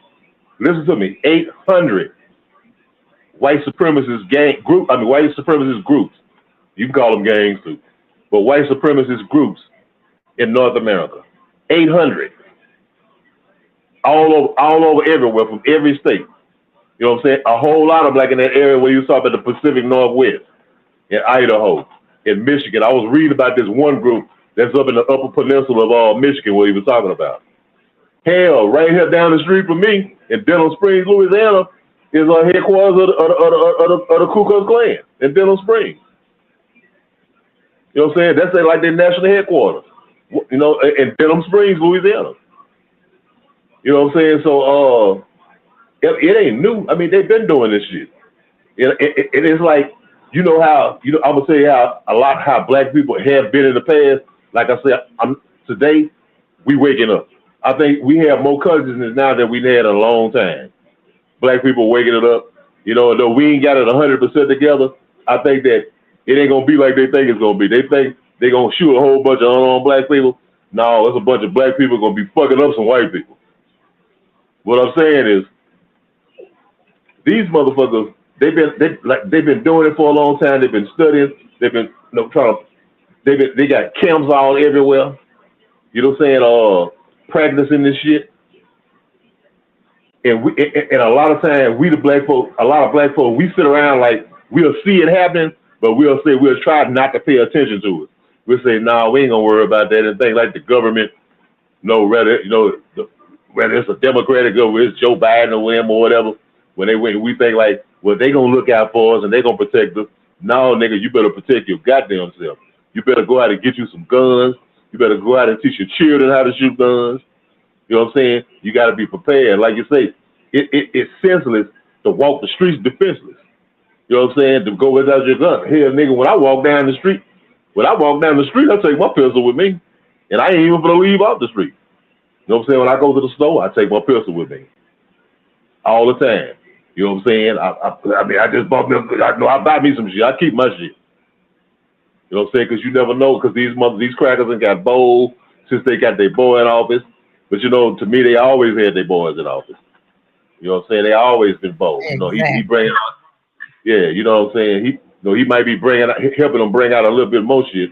But no, man, you gotta always have your shit. You gotta always be prepared. And one thing, we also gotta have some organization, man. We gotta organize in groups and stuff like that. And like you said, man, keep your eyes open, man, and watch out for your community, man, and be ready to fight. Because it's coming. It's coming. And don't be thinking about like the government gonna save your ass, man. That's one thing we think somebody gonna save our ass. Ain't nobody gonna save your ass but your black ass. So you need to be ready, man. Yeah, because I stay ready, man. Yeah, I leave it right there. Yeah, you gotta be prepared. And hey, one more thing, forecast. Just one more thing for a sake. Yeah, man. I feel like on the last prompt. I know I get it, man. I get it. I be want to call these Negroes out too. But sometimes you just have to you ain't gonna change everybody, man. And I just say fuck them, man. Fuck them. Go ahead. Yeah, and the thing is, yes, you gotta be prepared.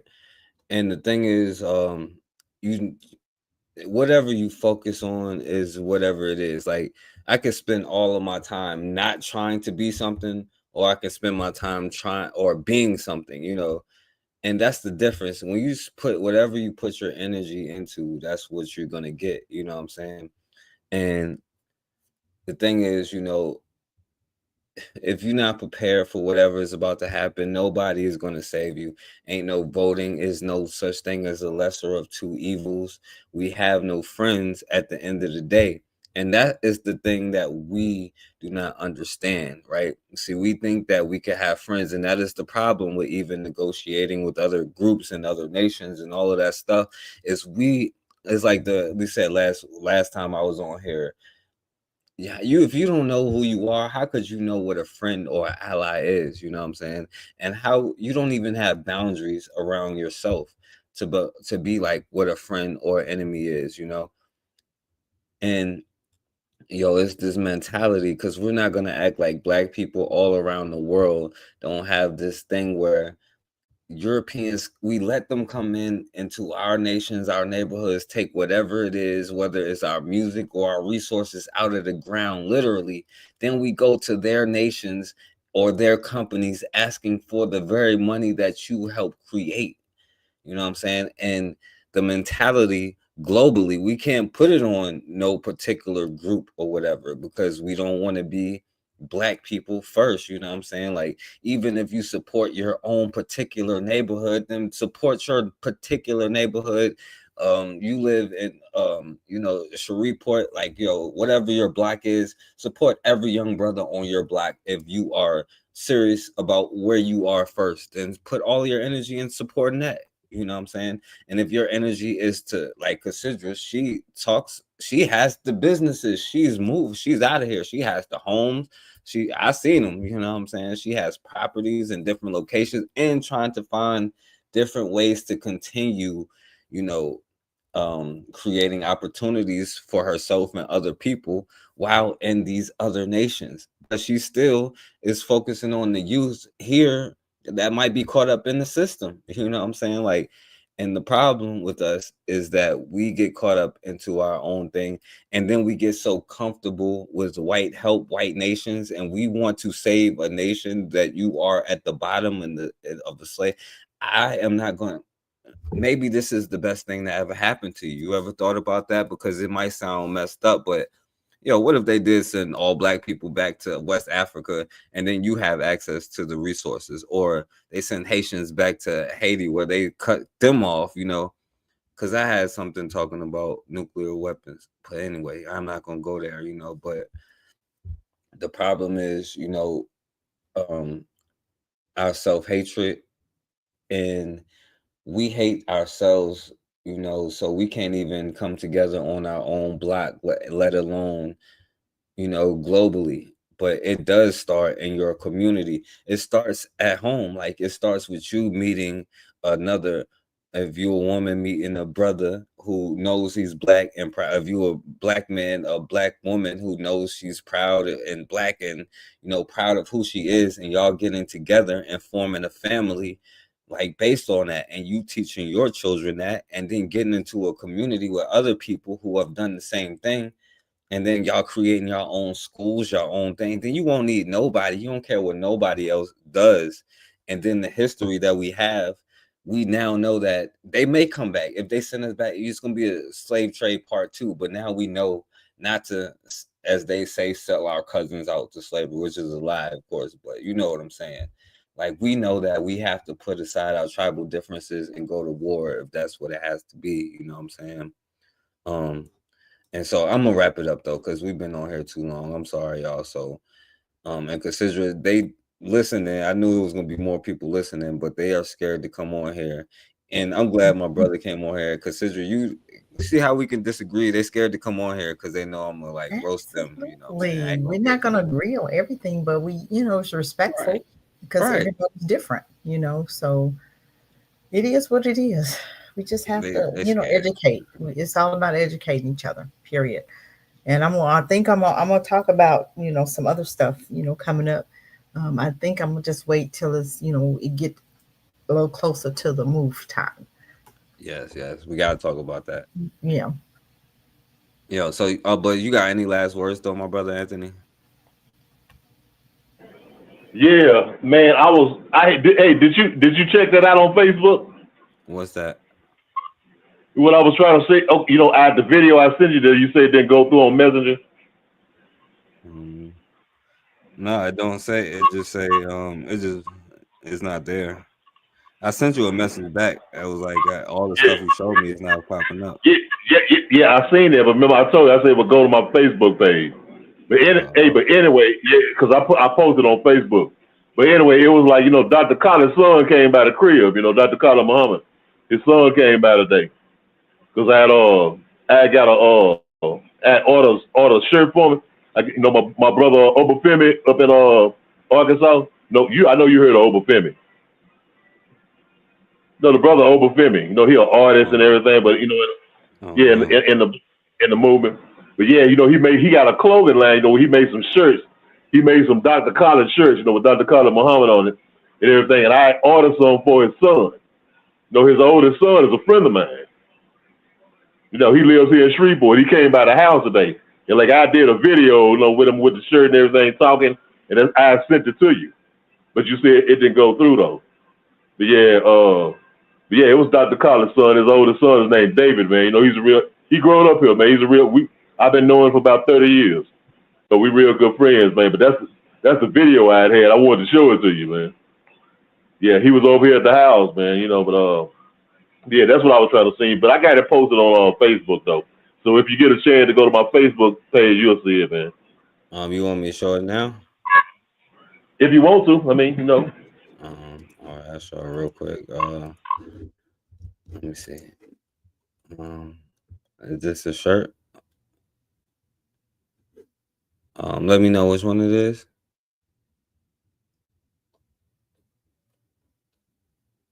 Yo, you can hear me?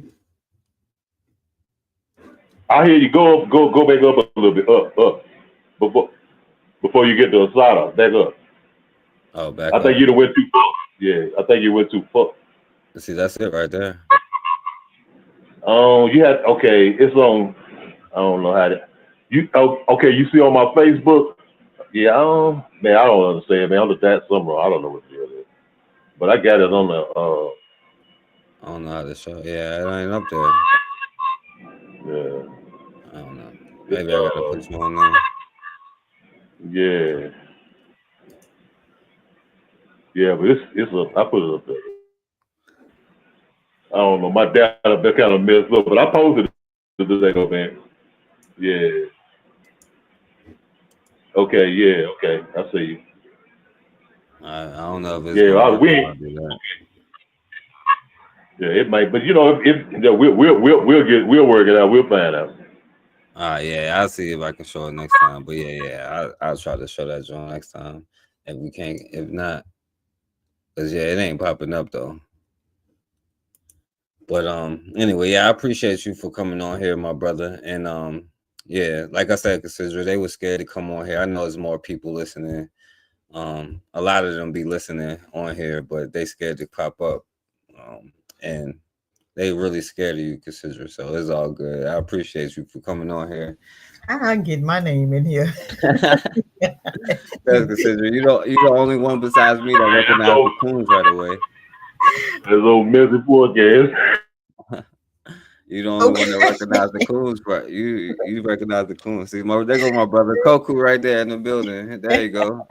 Everybody who's listening, Kofi, I know Kofi listening. I recognize the coons. They should have came on here. They want to talk about FBA all the time, but Bakari probably was listening. Good show forecast though. Good show. This is an amazing show. We need to, do more shows like this to put attention on bringing Black people back together to heal and stop drinking white folk Kool-Aid of divide and conquer. No more. We're not doing that no more. You want to play that divide and conquer? You need to play it somewhere else because we're not doing it over here. It's all about bringing Black folk together over here, and it's time that we do that. And I rest with that. Hey, you know what? Consider that's 100% right. That's 100% right. Consider. You know what I'm saying? If you ain't if you don't believe in like what we talking about, our goals, then don't come on and don't this stay where you at. Mm-hmm. You know what I'm saying? Okay, Totally. hey, if I don't agree with what you're talking about, guess what? I ain't gonna come and join your live. I'm just not gonna say nothing. I say, well, let me go where people think like me. No, that's all we have to do. Instead of well, hey, let me go. Let's argue with each other and fuss and fight. Because that ain't getting shit accomplished. Oh God. You know what I'm saying? If you don't believe in it, this. I think. Hey, my mom always. Hey, consider. My mom always told me if I ain't got nothing good to say, shut the hell up. Yeah. I think we got plenty of other folk to be fighting. We don't need to continue fighting each other. It's time for us to heal and come together because we're going to need each other for what's coming. Whether y'all believe it or not, we're going to need each other for what's coming. Now, especially for the ones that's planning on being here by 2026, I think it's some stuff that's going to hit the fan. I'm just saying.